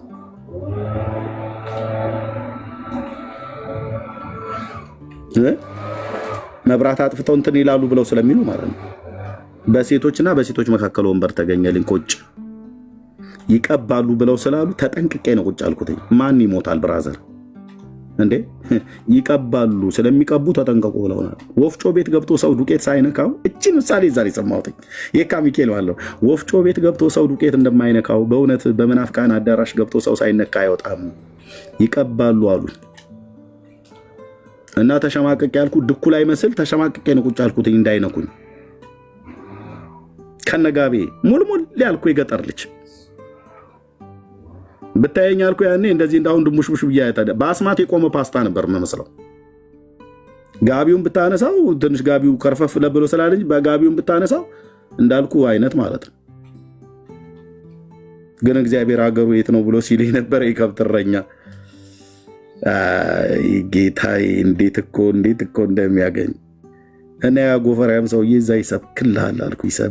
ይሰብካል። የሚሰብከው ስለ ነቢዩ ኤልያስ ነው። የእግዚአብሔር መሠዊያ ፈርሶ በዓል በምድር ላይ ጣዖት ሆኖ ተተክሎ የእግዚአብሔር ሕዝብ በግልሙትና ብሎ የሚለው ቃል አለ። ያቺ ጋለሞታ ሴት ይላል። ማን እንደሆነች አላውቃትም ነበር። ያቺ ጋለሞታ ሴት አስታት ኤልዛቤል ብሎ የሚለውን ቃል እንኳን የለመድኩትኝ ጴንጤ ከሆንኩ በኋላ ነው። እዛ የለም። እዛ እማሆይ ወለተ ጊዮርጊስ ነው፣ ወለተ ስላሴ ነው። ያቺ ጋለሞታ ሴት እያለ ይናገራል። ማቶን ደግሞ እያልኩ ማለት ነው። ይሰብክላል። ሰውየው ብቻውን አይደለም። እኔ እንኳን የኦርቶዶክሱ ዲያቆን እዛ ቁጭ ብዬ ብቻውን አይደለም። ምን አለበት ብለህ አትለኝም? መንፈስ። ምን አይነት መንፈስ? ያኔ ምን አይነት መንፈስ እንደሆነ አላውቅም። የተባረከው ጌታ መንፈስ ቅዱስ ግን በላው ላይ ያለበት አቤት የሚናገረው ቃል በጌታ በኢየሱስ እንደ ሰዓት ጉማጅ እየተቆረጠ ነበር ልቤ ውስጥ ይገባ የነበረው። ያንን ቃል በጆሮዬ ቁጭ ብዬ እዛ ከክቼ ከሰማው በኋላ እዛው ቁጭ ብዬ ልቤ ከዳኝ። እዛ አልቀስ አለኝ። በስመ አብ ወወልድ ወመንፈስ ቅዱስ አሐዱ አምላክ። ድርሳን ዘቅዱስ ሚካኤል ሊቀ መላእክት ወእንተ ክቡር ወትሕትናሁ ብዬ ስልልህ ምንም እሱም ሊያስቆመው አልቻለም። የልቤ ብርታት ሲሸነፍ ይታወቀኛል። ለምን ኳ ለምን አትልም? ጻጻ አይደለም ሸዋ ብለህ ብትል ሸዋ ተሰርተሃል። ኤርሚያስ ለጽድቅ ተጠርተሃል እዚህ እና እዛኔ ጳ ልልሃለሁ ቁጭ ብዬ ጉባኤ ውስጥ ያ የሚናገረው ነገር ልቤን እያሸነፈው ነው። እንዳይነኩኝ ተጠንቅቄያለሁ። ያቺ አሮጊት ተስሬ ያለችዋ ወጣት ሴት በተነካይ እውነቴን ነው ብዬ የምልህ ማንጋጭላዋን ነው ብዬ የምላት አገለግላታለሁ ብዬ ስልህ በስጋ ምክንያቱም እኔ ቆንጅዬ ኦርቶዶክስ ዲያቆን ነኝ። አንድ ጴንጤ ቢነካኝ ጉዳዩ እግዚአብሔር ሰው መጥቶ እስኪነካ አይደለም። በእውነተኛው አነካክ ልቤን ግን መጥቶ ነካኝ። ወንድሜ ደግሞ አንተን ነው የሚለው ቃል ይሄ ጴንጤዎች እንደዚህ ብላችሁ የምትሉት በመንፈስ መመራት ጌታ አይነት እኮ ጌታ ነው። ኢየሱስ እኮ ጌታ ነው። ወንድሜ አንተን ነው የሚፈልግህ ይላል። ደግሞ በየመካከሉ እኔ ነኝ በቃ እዛ ፀጉረ ልውጥ ብዬ አንተን ነው የሚፈልግህ እንደ ኤልያስ ለእግዚአብሔር የቀና እያለ ይናገራል። አመናችሁም አላመናችሁም በውስጤ የተሰማኝ ውስጤ ልበልህ ጨጓራ አይደለም ግን ውስጤ የተሰማኝ መቃጠል ምንድን ነው? እስካሁን ድረስ ያልተመለሰ ማለት ነው። በዚህ መቃጠል አለቀስኩ። ስቅ ብዬ አለቀስኩ። ሰይፈ መለኮት እየደገምኩ ያለው እዛው ድርሳን ሚካኤል እየደገምኩ ያለው እንዲያስጥለኝ ከዛ ከጎፈሪያም ሰው ንግግር እንዲያስጥለኝ ማለት ነው። ምክንያቱም ተሸነፍኩ። ለዛ ስቅ አልኩ።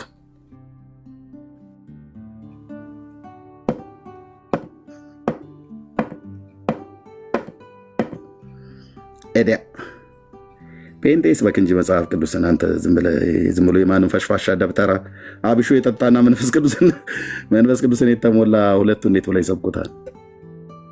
የእሳት ጉማጅ ካፉ የሚወጣ ያህል ነው እየመጣ እኔ ልብ ላይ ነው የሚያነጣጥር የነበረው። በእውነት በህይወት ዘመኔ እንደዛ አልቅሼ አላውቅም። ስቅ ስቅ አልኩና አለቀስኩ እያልኩ ማለት ነው። ግማሹ በልሳን የሚሉት ነገር ይጸልያሉ፣ እኔ አላቅልም። ከዛ ለቅሶ ሲበረታብኝ ተነስቼ ወጣሁኝ።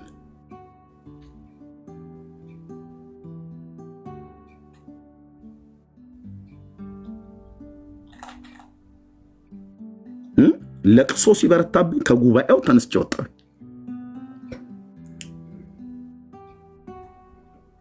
እያለቀስኩን እስጢፋኖስ ቤተክርስቲያን በር ላይ 55 ቁጥር መጠበቅ ነበረብኝ። ከአየር ጤና 55 ቁጥር ትመጣ ነበር። ፈረንሳይ ለጋሲዮን ቀበሌ 07 ነው ራስ ካሳ ግቢ ጋ የተከራየሁትኝ። ይሄ ነው የእረኛው ታሪክ። በጌታው ጌታ ፊት በኤልያስ አምላክ ፊት የምነግራችሁ 55 ቁጥር መጠበቅ ነበረብኝ። ያንን ደረጃ እያለቀስኩ ወረድኩኝ። የኤግዚቢሽን ማዕከል ወጣሁኝ። እዛ ቁጭ ብዬ 55 ቁጥርን እየጠበቅኩ እያለሁ አለቅስ ነበር። የሰውየው ንግግር የፓስተሩ ፓስተር አይደለም ያኔ ወንጌላዊ ነበር። የፓስተር ታሪኩ ቴዎድሮስ ንግግር ኤልያስ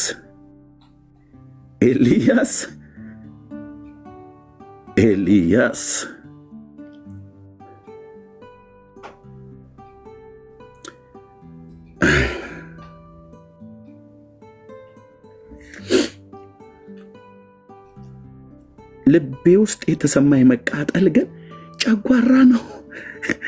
ምንድነው? ለብዙ ጊዜ ጥያቄ ሆኖብኝ አውጣው ብዬ ጾም ጸሎት ጌታን ካገኘው በኋላ ራሱ አውጣው ጌታ ሆይ ውሰደው፣ ከኔ ላይ አንሳልኝ፣ የሆነ ነገር ለክፎኛል፣ በሆነ ነገር ተለክፌያለሁ እያልኩኝ የሆነ ነገር ተለክፌያለሁ፣ አውጣልኝ፣ ከኔ ላይ ውሰድልኝ እያልኩ ከወለጋ አገር የተጋበዘ ፓስተር ዮሐንስ ተገኝ የሚባል እኛ ጋር ጉባኤ እግዚአብሔር ሊያገለግል መጥቶ ልቤ ላይ ጫነና ወንድሜ አለኝ፣ አንተ የጴንጤ አምላክ እንዴት እኮ ነው የሚናገረው ወንድሜ አረጅ ልቤ ጫነ።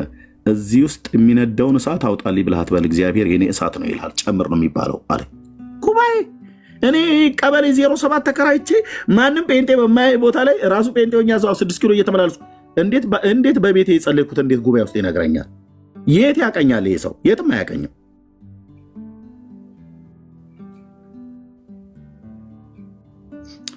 የኔ እሳት ነው ይልሃል አለ።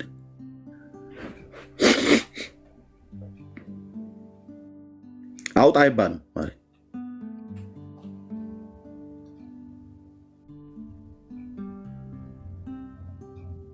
እና በቃ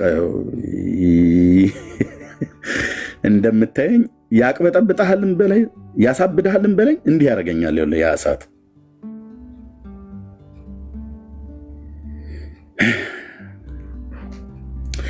ያስለቅሰኛል፣ ያስገርመኛል፣ እልል ያስብለኛል። ኢየሱስ ብዬ በውስጤ ባለው በመንፈስ ቅዱስ ኃይል ድጮ ያደርገኛል። አታውቁትም ብዙዎች ትዝታዬን አይደለም በየመካከል ኢየሱስ ብዬ ሻውት ሳረግ ስጮህ ዝም ብዬ ቅዠት መስሎ ከሆነ ተሳስተሃል።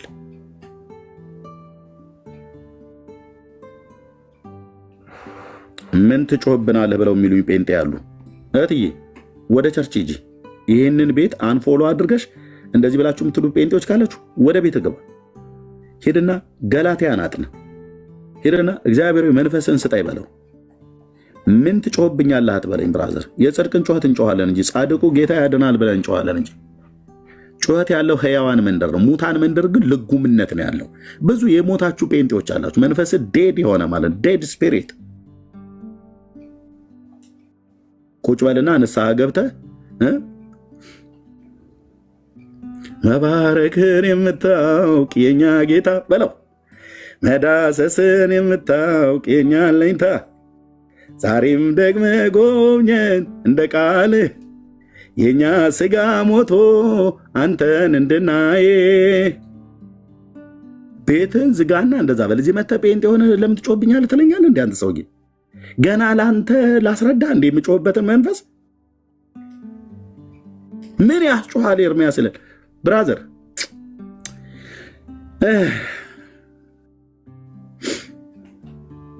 መባረክን የምታውቅ የኛ ጌታ፣ መዳሰስን የምታውቅ የኛን ለኝታ ዛሬም ደግመ ጎብኘን እንደ ቃልህ የኛ ስጋ ሞቶ አንተን እንድናይህ በለውዛ እቤት ገብተ ማለት ነው።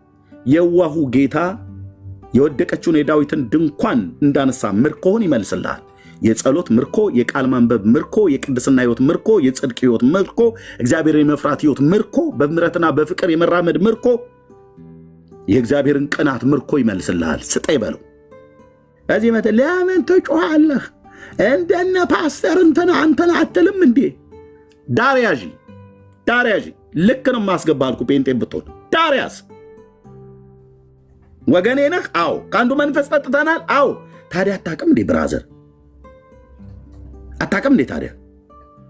እኔ እኮ ፔንቴኮስታል ነኝ ብራዘር። በልሳን የምጸልይ ራዮችና መገለጦችን ህልሞችን እግዚአብሔር ሲያመጣ አያለው እኮ አልኩ። ጌታዬ ሲያሳየኝ አለው። ያየሁትንም ጊዜውን ጠብቆ በውስጤ ባለ በመንፈስ ቅዱስ ሲናገረኝ እናገራለሁ እኮ ስልህ። ካላመጣውስ ዝም የተገለጠውን ቃል እናገራለን። ፔንቴኮስታል እንደሆንኩ ይወቁልኝ። እሺ ፔንቴዎች እየመጣ ለምን ትጮኻለህ አትበለኝ። ኦኬ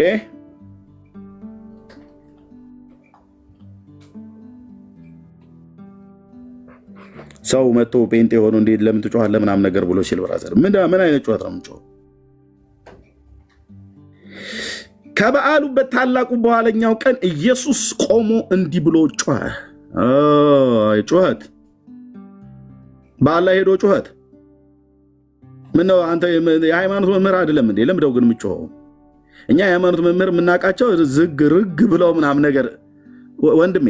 ወንድሜ ኦኬ፣ ሃይማኖተኝነት ማለት ልጉምነት ማለት አይደለም። ሃይማኖተኝነት ማለት መለፍለፍም ማለት አይደለም። ግን በእግዚአብሔር መንፈስ ቅዱስ ስትመራ የሚያስጮህ ከሆነ ትጮኻለህ፣ የምትሰብክ ከሆነ ትሰብካለህ፣ የምትተነብይ ከሆነ ትተነብያለህ። መናፍስትን በስልጣኑ ቃል ታወጣለህ ማለት ነው። በኢየሱስ ክርስቶስ ስም ጮኸ እንዲህም ብሎ ማንም የተጠማ ቢኖር ወደ እኔ ይምጣና ይጠጣ። በእኔ የሚያምን መጽሐፍ እንዳለ የህይወት ውሃ ወንዝ ከሆዱ ይፈልቃል። ይሄ ነው ኤርምያስን የሚያስጮኸው። ይሄ ነው ፔንቴኮስታልን የሚያስጮኸን። እሺ ተሰምቻለሁ። ይሄ የህይወት ውሃ ወንዝ ነው የሚያስጮኸኝ። የት ነው የፈለቀው? በሆዴ በመንፈሴ ማለት ነው። ይሄ ምንድን ነው? ስለማን ነው የሚናገረው? ይሄ ወንዝ ውሃ ምንድን ነው? ይህ ግን በእርሱ የሚያምኑ ሊቀበሉ ስላላቸው ስለ መንፈስ ተናገረ። ስለ ሆሊ ስፒሪት ማለት ነው። ኢየሱስ ገና ስላልከበረ መንፈስ ገና አልወረደም ነበረና። እሰየኔ ጌታ። ታዲያ ከሆዱ ይፈልቃል ብሎ ያለው ምን ነበር? ልሳናት፣ የጸጋ ስጦታ፣ መገለጥን፣ ጥበብና ማስተዋልን፣ የእውቀትና የጥበብ የማስተዋል መንፈስ ያርፍበታል እንደተባለ ማለት ነው። የኔ ጌታ ስምህ ለዘላለም ይባረክ። አባቶችን ነቢያት ትንቢት ያናገርህ በአንተ መንፈስ ተመርተው ትንቢት የተናገሩ ሕዝብን እስራኤልን ከብት ወደ በረት እንደሚነዳ ወደ እረፍት ትመራቸው የነበርክ የእግዚአብሔር መንፈስ ቅዱስና ገናናው ስምህ ለዘላለም ይባረክ። አንተ ድምቀታችን ነህ። አንተ ሕይወታችን ነህ። አንተ የኛ ሰሪ ነህ። አንተ የኛ ሞሻሪ ነህ። ለሙሽራው ለኢየሱስ ክርስቶስ ለመምጣት የተዘጋጀን እንድንሆን የምትሰራን እንፈቅድልሃለን። አዎ እንፈቅድልሃለን። የጌታዬ መንፈስ እንፈቅድልሃለን። ባሪያ ዳዊት እንዳለ በማለዳ ምሕረትን አሰማኝ፣ አቤቱ ነፍሴን ወደ አንተ አንስቻለሁ። አንተ አምላኬ ነህና ፍቃድህን ለማድረግ አስተምረኝ፣ ቅዱሱ መንፈስህን በጽድቅ ምድር ይምራኝ ብሎ እንዳለ፣ አዎ ጌታ መንፈስ ቅዱስ ልዩነታችን ከአንተ መንፈስ የተነሳ ነው። አንተ ዝም ብትለን ምንም ነን፣ ምንም። ያላንተ መንፈስ በእግዚአብሔር መንግስት ውስጥ እንኳን ቃልን አንስተን ልንናገር አይደለም ምንም የፈሰሰ ውሃ እንኳን ልናቀና ማንችል ሰዎች ነን። ያላንተ ደካሞች ነን፣ ያላንተ ሙታን ነን፣ ያላንተ ምንም ነገር የምናውቀው የለም። የአባዬ መንፈስ ስም ይባረክ። ደንብ ስሙ። ትጮሁ ዘንድ ተልካችኋል። ከተሞች ላይ ትጮሁ ዘንድ፣ ኦፊሶች ላይ ትጮሁ ዘንድ፣ በደረሳችሁበት ትጮሁ ዘንድ። ኢየሱስ ከኛ ውስጥ ስለሚፈልቀው ስለ ሕይወት ውሃ ወንዝ ስለ ሆሊ ስፒሪት ቀጥለው ስለሚቀበሉት መንፈስ እንዳለው እንዳነበበው ኤርሚ የጮኸው የሚያስጮህ ነገር የምንቀበልበት ቦታ ላይ ነው። ስለሚቀበሉት መንፈስ ብሎ የገባብን ያስጮህናል። ለምን ነው የምንጮኸው? ለምን? ምርጦች ስለሆን፣ ስለተመረጥን፣ ከድቅድቅ ጨለማ ወደሚደነቅ ብርሃን ጠርቶን በጎነቱን የእርሱን በጎነት እንድናወራ ስለተነካን በቀን እንጮኋለን፣ በሌሊት እንጮኋለን። ጩኸታችን ግን አንድ ነው፣ ይሳል ዘንድ ነው ክርስቶስ። በትውልዱ ላይ እሱን ለመሳል ነው ምንጮኸው። ስንጮህ ግን ኢየሱስ የሚል ድምፅ እያሰማን ስንጮህ ግን ሚስሙን እንዳይመስሏችሁ። አሁን ወንድሜን ኤርምያስን ሰሞኑን እያሰብኩኝ አብሬው እግዚአብሔር ሆይ ለዚህ ሰው ምን ያህል ሰው ይጸልያል ይጸልዩለት ይሆን ብዬ አስባለሁ ብዙ ጊዜና ሰሞኑን ስለሱ ውስጤ እየተቃጠለ እያሰብኩ እየጸለይኩ አንድ ቃል አጋጣሚ ስደውልለት በጊዜው አልተመቸንም። መልሶ ሲደውልልኝ ግን አንድ የእግዚአብሔር ቃል አብረን አነበብን። ይሄንን ቃል ላንብብልህ ብየው። ኢየሱስ ጌታ ነው። ኢሳይያስ ምዕራፍ 49 ላይ አንድ ቃል አለ። ደሴቶች ሆይ ስሙኝ፣ እናንተም በሩቅ ያላችሁ አሕዛብ አድምጡ። እግዚአብሔር ከማኅፀን ጠርቶኛል፣ ከእናቴ ሆድ ጀምሮ ስሜን አንስቷል። አፌንም እንደ ተሳለ ሰይፍ አድርጓል። በእጁ ጥላ ሰውሮኛል፣ እንደ ተሳለ ፍላጻም አድርጎኛል። በሰገባው ውስጥ ሸሽጎኛል። እርሱም እስራኤል ሆይ አንተ ባሪያዬ ነህ፣ ባንተም እከበራለሁ አለኝ ይላል። ኢየሱስ ክርስቶስ ጌታ ነው። ምንድን ነው የሚለው? እግዚአብሔር ከማኅፀን ጠርቶኛል፣ ከእናቴ ሆድ ጀምሮ ስሜን አንስቷል። አፌን እንደ ተሳለ ሰይፍ አድርጓል፣ በእጁ ጥላ ሰውሮኛል፣ እንደ ተሳለ ፍላጻ አድርጎኛል፣ በሰገባ ውስጥ ሸሽጎኛል። እስራኤል ሆይ አንተ ባሪያዬ ነህ፣ ባንተም እከበራለሁ አለኝ። እስራኤል ሆይ የተባለው ሰው ታስታውሱታላችሁ። እግዚአብሔር ከማኅፀን ያነሳው ሰው ነው። ለሚቀጥለው በሱ ሊሰራ ላለው ነገር በማኅፀን የተነበየበት ሰው ነው። ከዚህ ሁሉ ቃል ውስጥ በሰገባ ውስጥ ስለመሸሸግ በዚህ ዘመን በኤርምያስ ዘመን ወጥቶ የእግዚአብሔርን ሥራ ለመስራት በሚጮህበት ዘመን በሚንቀሳቀስበት ዘመን ሌዋታንን ለማንቀሳቀስ የተዘጋጁ ረጋሚዎች በዚህ በእግዚአብሔር ሰው ላይ ስሙን እየጠሩ በምድሪቱ ላይ የሚናገሩት ነገር ለምን?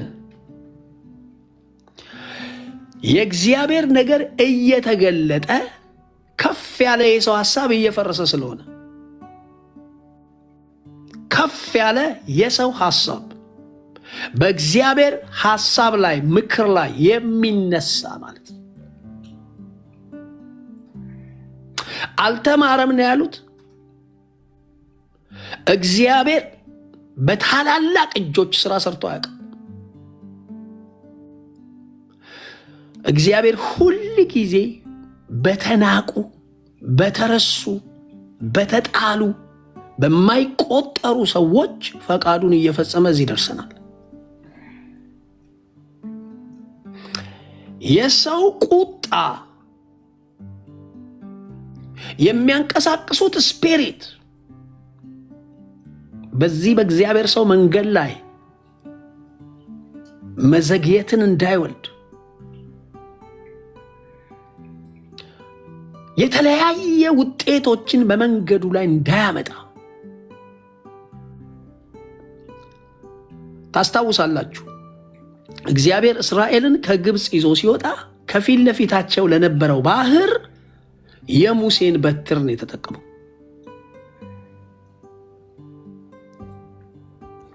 ባላቅ በለዓምን ሲያመጣ ግን ከሰማይ ነው መልአክ የላከው።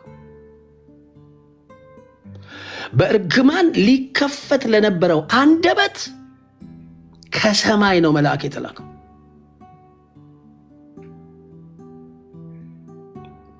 በናዝሬቱ ጌታ በኢየሱስ ክርስቶስ የፈቃዱ ሰይፍ ነህና በዚህ ትውልድ መካከል አንተ ባሪያዬ ነህ፣ እኔም ባንተ ከበራለሁ ብሏልና ስለ ጠላቶችህ ማለትም ስለ ወንጌል ጠላቶች እውነትን ተቃውመው ስለሚቆሙ የጽድቅ ጠላቶች ትዝ ይላችኋል። ጳውሎስ እየተናገረ ኤልማስ ነው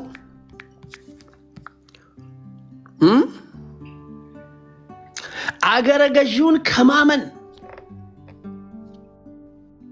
ለማጣመም ፈልጎ አሁን ትውልዱን ሊያምን የእግዚአብሔር ብርሃን ምድሪቱ ላይ ሲወጣ ከማመን ለማጣመም የሚሰሩ ሰራተኞች ማለት ነው። በቤታቸው ጨለማን ተገን አድርገው መተትን፣ ድግምትን፣ አስማትን የተለያየ የሚሰሩት ማንኛውም ስራ ጸልያለሁ፣ በዚህ ሰው ስም የሚሰሩ የትኛውም ስራዎች በናዝሬቱ ጌታ በኢየሱስ ስም እንደ ጨረባ የላኩት ነገር ወደ ላኪው እንዲመለስ back to the send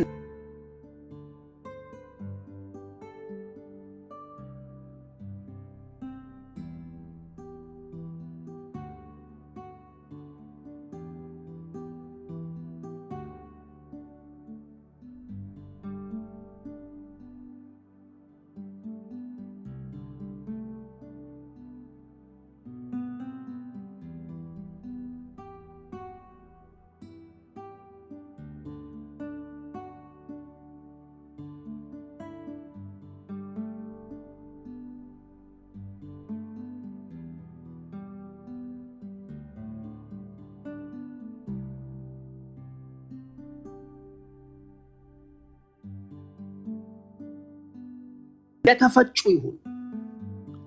እንደ እግዚአብሔር ባሪያ በእግዚአብሔር ሥራ ላይ የሚነሱ ቀስታቸው የተሰበረ ይሁን በናዝሬቱ ጌታ በኢየሱስ ስም እጸልያለሁ። ማንኛውም ክፉ መልእክተኛ፣ ማንኛውም የወንጌል ጠላት የክርስቶስ ኢየሱስን የደም ዋጋ የሚያረክስ መንፈስ ረግማለሁ ከመንገድህ ላይ ረግማለሁ። ፊት የመጡ ቀን እሳት ውስጥ እንደገባ ፌስታል እንዲቀልጡ አይተናል ተጀምሮ በቀደም በናዝሬቱ ጌታ በኢየሱስ ክርስቶስ ወንጌል የጨለማን መጋረጃ ከትውልዱ ላይ እንዳያነሳ ዕቃቃ የሚጫወቱበትን ትውልድ ባሮጊቶች ተረት ተረት ያሰሩትን ትውልድ ለመፍታት በምታደርገው በምትዘረጋው መዘርጋት ውስጥ በተቃርኖ የሚቆሙ እጆች እንዲቀልጡ ከፊት ጸልያለሁ። ሰው ቢሆን ይውደቅ እግር ስር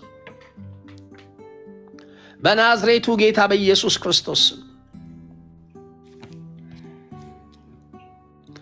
አገረ ገዢውን ከማመን ሊያጣምም የነበረው የተቃወመው የጽድቅ ጠላት በናዝሬቱ ጌታ በኢየሱስ ክርስቶስ ስም የጌታ እጅ አሳውሮታል። የጌታን መንገድ የሚያጣምሙ እጆች በአንተ መንገድ ላይ አይከናወንላቸው። ስምህን እግዚአብሔር ከሰነፎች አንደበት ይውሰድ። አሜን አሜን። እግዚአብሔር አምላኬ ሕይወቴን ዘመኔን የሰጠሁት ሰው በምድር ሕይወቱን እግዚአብሔር ካኖረው ሕይወቱን ወደ እንደወደደው መምራት ይችላል። ኖ በቃ ይሄን ችሎታ ትተናል፣ ራሳችንን ላንተ ሰጥተናል፣ ፈቃድ በዘመናችን በእኛ ላይ ይፈጸም ብለን ራሳችንን አስረክመናል። በናዝሬቱ ጌታ በኢየሱስ ክርስቶስ ስም ጸልያለሁ።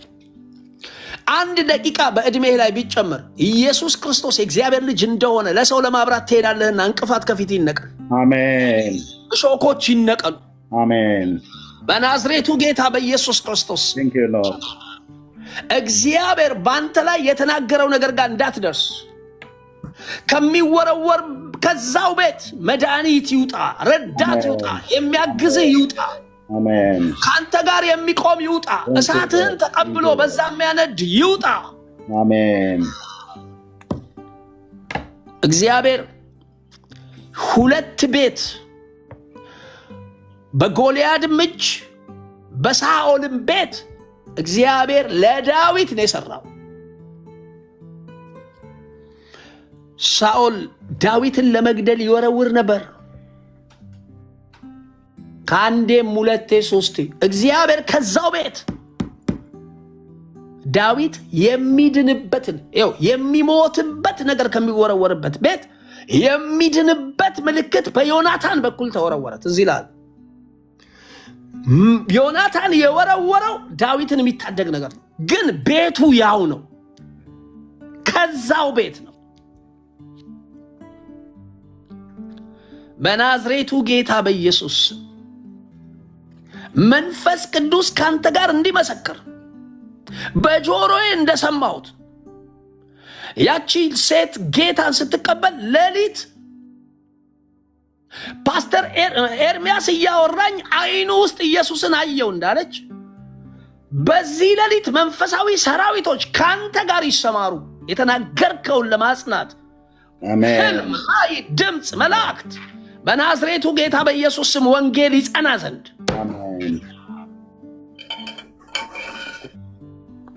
እንደ እግዚአብሔር ባሪያ በመንገድ ላይ ጮክ ያለው ክፎች ከፊት ይነሱ። አሜን። ኃይልህ ይጨምር። አሜን። እግዚአብሔር ከዚህ በላይ የቃሉ ብርሃን ባንተ እንዲገለጥ እጁን ባንተ ላይ ያኑር። አሜን። ከመጽሐፍ ውስጥ እግዚአብሔር መጽሐፍ ይስጥ። አሜን። አንተን የሰማ ሰው ጌታ እንዳለው የጌታ መንፈስ በእኔ ላይ ነው እንዳለ እውር ቢሆን ማየት ይሁንለት። አሜን። በናዝሬቱ ጌታ በኢየሱስ ስም የታሰረ ቢሆን ይፈታ። አሜን። በአመድ ፈንታ አክሊል ይሁንላቸው በክርስቶስ ኢየሱስ ስም።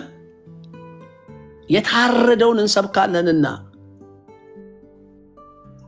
ሚሊዮኖች እግዚአብሔር እንደነገረህ እንደዛ በድምፅህ ከመቃብር ይውጡ፣ በድምፅህ ከታሰሩበት ይውጡ፣ በድምፅህ ከሃይማኖት ሰንሰለት ውስጥ ይውጡ።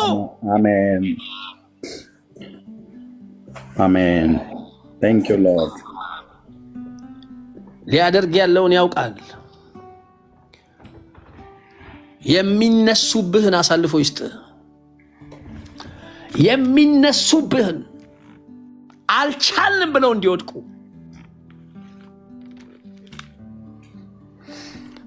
እግዚአብሔር በሰገባው ይሸሽግህ።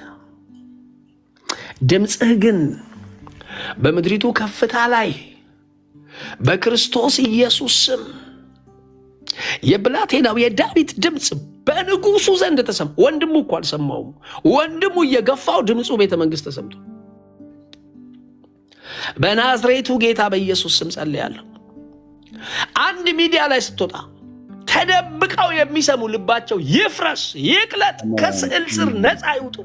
አሜን። ከድግምት ስር ነፃ ይውጡ። ከሟርት ስር ነፃ ይውጡ። ከትብተባ ስር ነፃ ይውጡ። ታንክ ዩ ሎርድ። ስምህ ለዘላለም ይባረክ። አንቺ መዶሻዬ ነሽ እንዳለ በናዝሬቱ ጌታ በኢየሱስ ስም እግዚአብሔር ጨለማን መጋረጃን ከትውልድ ላይ ትቀድ ዘንድ እድል ሰጥቶሃልና፣ ይሄ እድል ነው። እድል ሰጥቶሃልና፣ ነክቶሃልና በተነካህበት መነካት ሚሊዮኖች እንዲነኩ አሁን ያቺን ሴት ያንን ፕሮጀክት አንተ ጭራሽ አታውቀውም።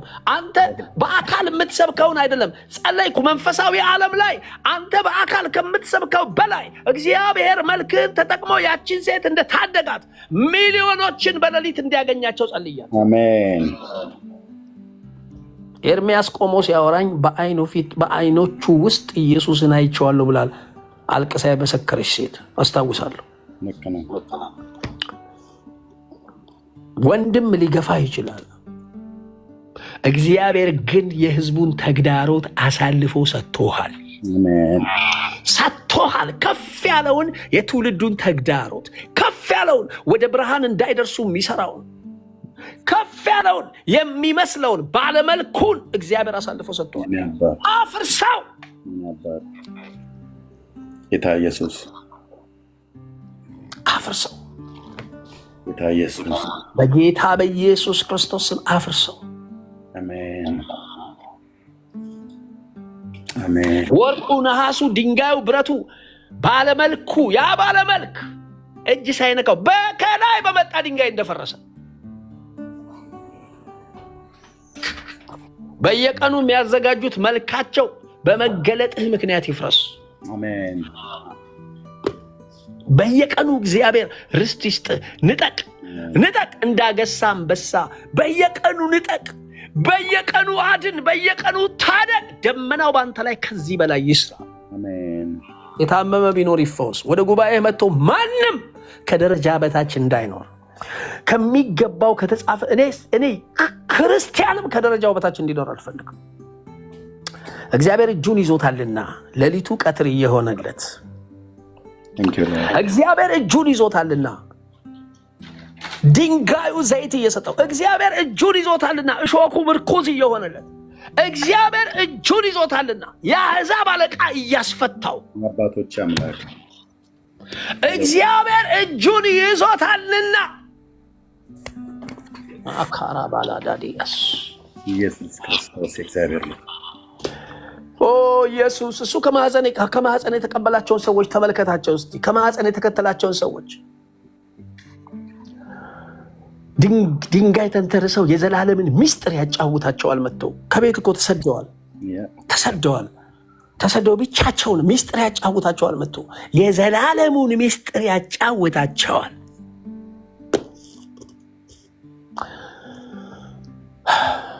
በናዝሬቱ ጌታ በኢየሱስ ስም ከዚህ ስም ጥላ በታች የምትኖሩ ደግሞ ልንገራችሁ፣ ጌታዬን መድኃኒቴን በሕይወታችሁ ላይ የሾማችሁ ከጌታ ጋር ለመኖር የጨከናችሁ የቆረጣችሁ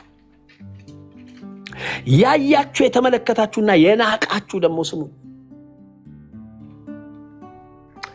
በያላችሁበት ዓለም እግዚአብሔር ነው የመኖሪያ ስፍራችሁን የወሰነው። ባላችሁበት ቦታ ሽታ ትሆኑ ዘንድ፣ ብርሃን ትሆኑ ዘንድ፣ መድኃኒት ትሆኑ ዘንድ፣ መልኩ ትሆኑ ዘንድ እጃችሁን የተያዛችሁ ስሙኝ። በምን አይነት ሁኔታ ውስጥ እንደምትኖሩ አላውቅም። ያሸነፋችሁት ግን እጃችሁን የተያዛችሁ ቀን ነው። ኦ ማይ ጋድ! እግዚአብሔር በክርስቶስ የሰራውን ነገር በዚህ ትውልድ መካከል እናንተን በየቦታ በተለያየ ቦታ አንዱን አዲስ አበባ፣ አንዱን አውሮፓ፣ አንዱን አሜሪካ፣ አንዱን እንደዚህ ሲያከፋፍለን ተሳስቶ ይመስላችኋል? እናንተን ያሰማራበት ቦታ ላይ ትውልድ አለው እግዚአብሔር። ይንከባከባችኋል ታፈሩ ዘንድ፣ ይራራላችኋል ታፈሩ ዘንድ። እግዚአብሔር እናንተም ከተንከባከበ ተጠራጠሩ። በቃ እንዲመቻችሁ ከተሰራ ተጠራጠሩ። በቃ እስር ቤት ገብታችሁ የእስር ቤቱ አለቃ የእናንተን ድምፅ ከሰማ ተጠራጠሩ። በቃ ስራ አላችሁ። ጩሁ። አባቶቻችሁ የሄዱበት ይሄ ነገር እኛ ጋር የደረሰው መጽሐፍ የመሰከረላቸው አባቶች አሉ። ከማህፀን ጀምሮ ተከትሎ እጃቸውን ይዘው የኖሩት ኑሮ በተሰባበረ ነገር ውስጥ በሰላም ተሻግረው የተሰጣቸውን አድርሰው ነው የሚያልፉት። ጨርሰው ከሱ የተቀበልኩትን ጨርሻለሁ፣ አክሊል ይጠብቀኛል።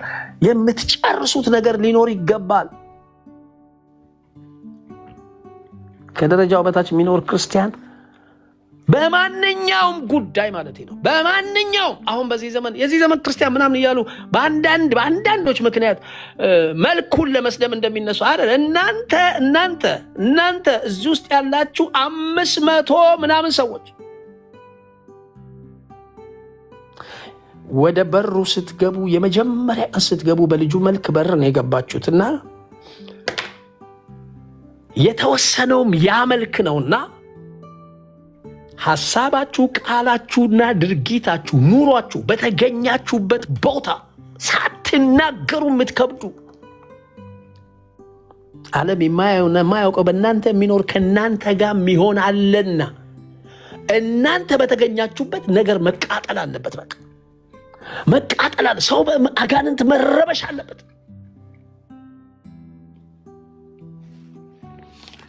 ከነሱ ወገን አይደለንም እኛ። በቃ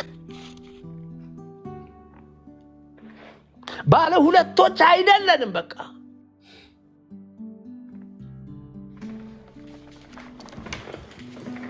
የሃይማኖታችሁን ጀማሪና ፈጻሚ የሆነውን ክርስቶስ ኢየሱስ እየተመለከታችሁ ሩጫ ላይ ነን እኮ ወዳጆቼ፣ ሩጫ ላይ ነን። እየጮህን ነው ግን ምንሮጠው። ቅድም ብያችኋለሁ። እየጮህን በቀን እንጮሃለን፣ በሌሊት እንጮሃለን። እየጮህን ነው ምንሮጠው። እንዳትረሱ ደግሞ በግራና በቀኝ እንደ ደመና የሆነ እንደ ደመና ብሎ ደመና ስለሚሄድ ነው። እኛ ስለምንሮጥ ደመናው እንዲሄድ ምስክሮች በዙሪያ ያለው ምስክሮች ያለው ሩጫ ነው ምንሮጠው።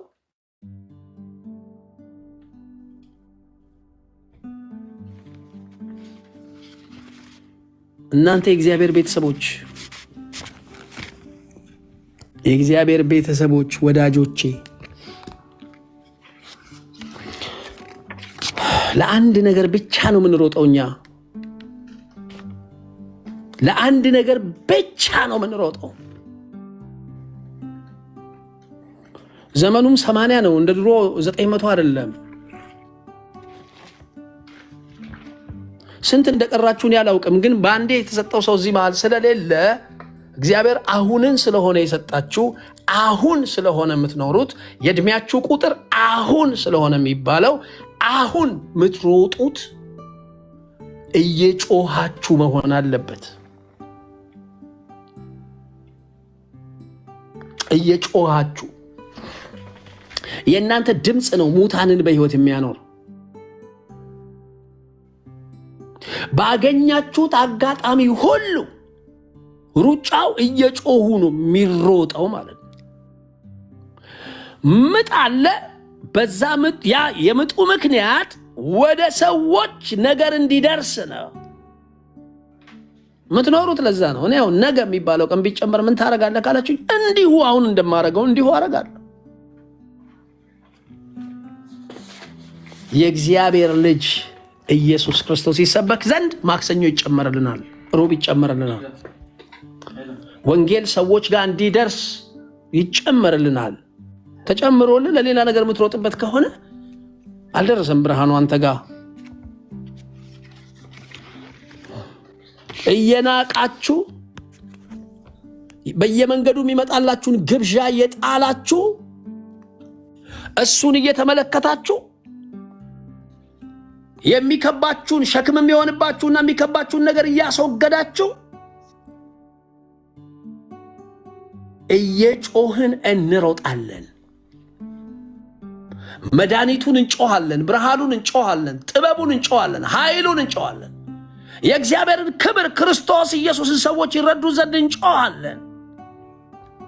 በኑሮ እንጮሃለን፣ በአንደበት እንጮሃለን። ቃላተኞች ብቻ እንዳንሆን ማለት ነው። ሲጠጉ ሲነኳችሁ ሕይወቱ ከእናንተ እንዳይታጣ ማለት ነው።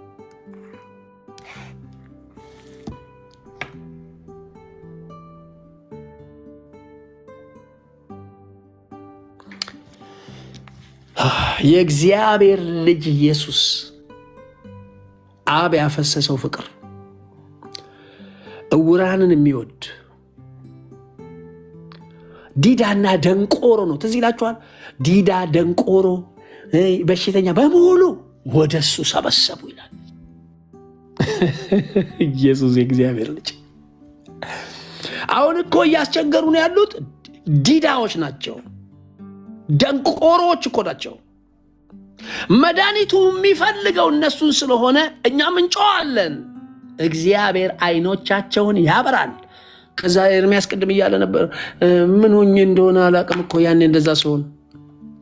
አዎ ድንጋይ ወርዋሪዎች ናቸው ወደ ጌታ የመጡት፣ ወደ ጸሎት ቤት ድንጋይ የሚወረውሩ። ከመጡ በኋላ ግን ምን ሆኜ እንደሆነ እኔ እንጃ ይላሉ።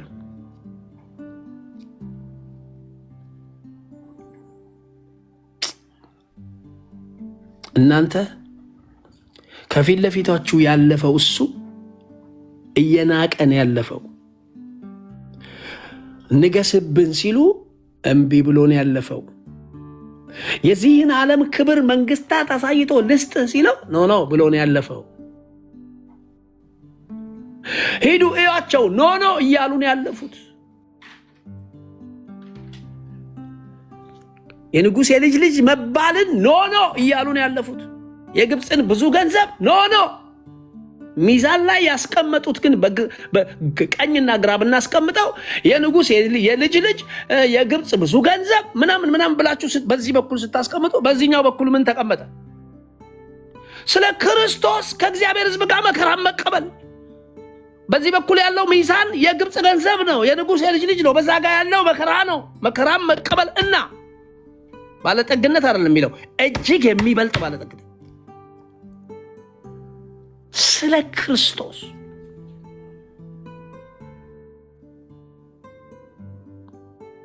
አታላይዋን አትስሟት፣ አማላይዋን አትስሟት። ውሸቷን ነው፣ ዓለም ውሸቷን ነው።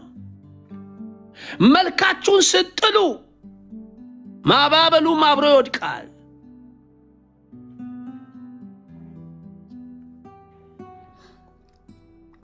አንድ ምለው አባባል አለ እኔ የማያልፉ የሚመስሉ ቀኖች የማያልፉ ከመምሰል ያለፈ ኃይል የላቸውም። እናንተን ግን ከመልካችሁና ከአቋማችሁ ለማስለቀቅ ነው የሚሰሩት። የማያልፉ የሚመስሉ ቀኖች የማያልፉ ከመምሰል ያለፈ ኃይል የላቸውም እና አትስማቸው፣ ቀጥል። አትያዝ፣ ቀጥል። አትቁም፣ ቀጥል።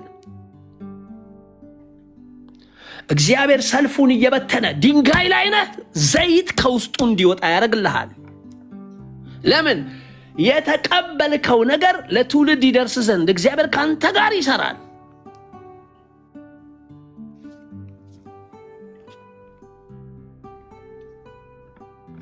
ወደፊት እያየህ እየናቅ ቀጥል፣ እየናቅ ቀጥል።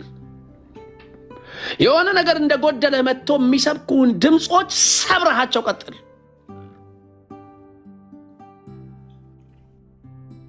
አንበሶች በሚራቡበት ቀን አንተ አትራብም።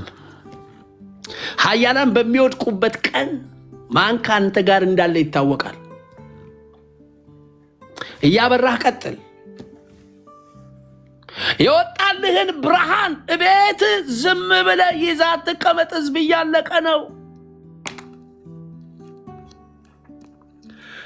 ይባስ ብለው እግዚአብሔር ኤርሚያስን ይባርከው። ይባስ ብለው በጣም ብዙ ቪዲዮዎች እያየን ነው ሰሞኑን። የስዕሉን ዙር ህዝቡ ላይ የስዕል ጠበቃ ስዕሎች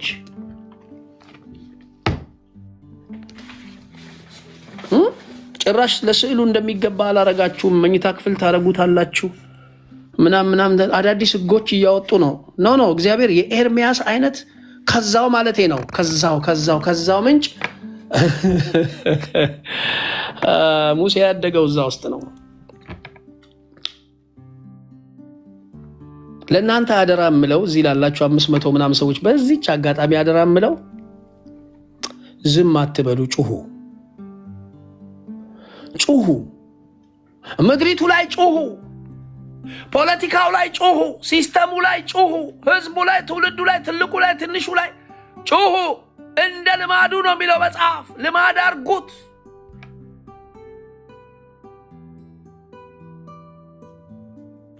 ልማድ አድርጉት ጩኸቱን። በቲክታክ ጩሁ፣ በዩቱብ ጩሁ፣ በፌስቡክ ጩሁ። ኢየሱስ የሌለው ሰው በሰማይ ብቻ አይደለም በምድርም ዋጋ የለውም። የሰይጣን መጫወቻ ነው የሚሆነው።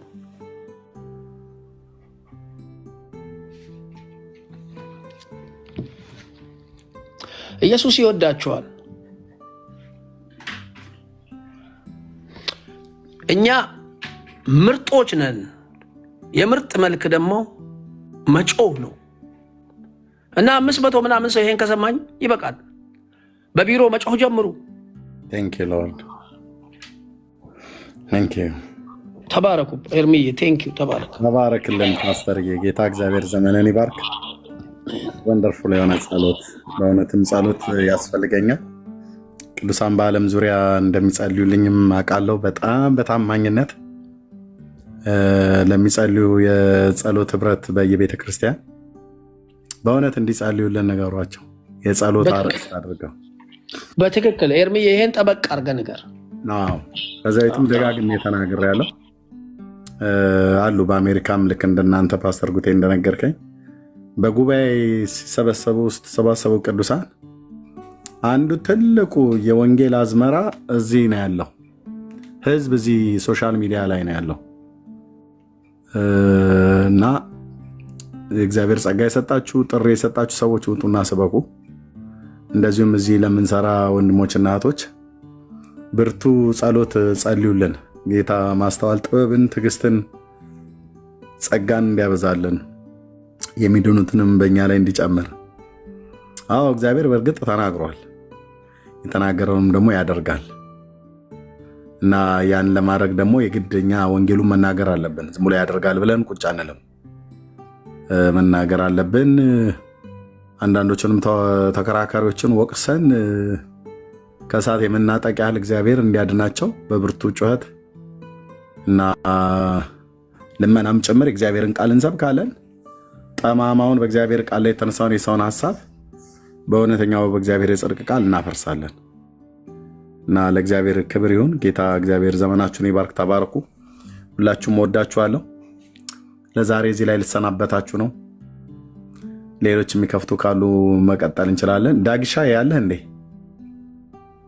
እህትየው ብራዊት እነ ቢኒ የሉ አይ ቲንክ ተኝተዋል እነሱ ጋር። እህትየው አሜሪካ ነው ያለችው፣ ቢኒም ሳውዝ አፍሪካ ነው አይ ቲንክ። በጣም ቆይተው ስለተኙ እነሱ ይወረዱ። ኤደንም እንደዚሁ ትመስለኛለች። ዳግሻ ያለህ? ዳግም ጋር ሰሞኑን አገልግሎት ነበረው ካናዳ ሄደው አሁን ቤቱ ነው ያለው። ኤንዌይ ግርምሽ ያለህ አይደል? ኤርሚ አለውኝ። ተባረኩ፣ ጸጋ ይብዛላችሁ። እንደምን አለ ኤርሚ? ደህና ነኝ ጌታ ይመስገን። በጣም ሰላም ነኝ። ተባረክልኝ እኔ ወንድም። በቃ ጥሩ ጊዜ ነበረን። ፓስተር እየተባረክ፣ ሁላችሁንም ጌታ አብዝቶ ይባርካችሁ። ኤርሚ ተባረክልኝ። አሜን። ጸጋ ይብዛላችሁ። ፓስተር ጉቴ በጣም ነው የማመሰግነው። ቴንኪዩ ኤርሚ፣ ወዳለሁ። ተባረክልኝ። አሜን። እሺ ቴንኪዩ ወገኖች፣ ሁላችሁንም ቴንኪዩ ማለት ወዳለሁ። ጸጋና ሰላም ከሁላችሁ ጋር ይሁን። ተባረኩ። ከተወሰነ ሰዓት በኋላ ምናልባት ወንድሞች ከከፈቱ ወይ እዛም እንገናኝ እንችላለን። ጸጋና ሰላም ከሁላችሁ ጋር ይሁን። ሰላም ምደሩ። እንግዲህ ሰላም ለምታሩ፣ ሰላም ለምትሉም ሰላም ዋሉ። በጸሎት ግን አስቡ። ለሚጸልዩ የጸሎት ህብረት በየአቅጣጫችሁ ንገሩልን ወንድሞች። በጣም ጸሎት ጸሎት ጸሎት ጸሎት ጸሎት ጸሎት ምን ያህል ስራ እንደሚሰራ ታውቃላችሁ። ይሄ ጴንጤ አቅሙ ጸሎቱ ነው። በጌታ ፊት ማንባታችን፣ ማልቀሳችን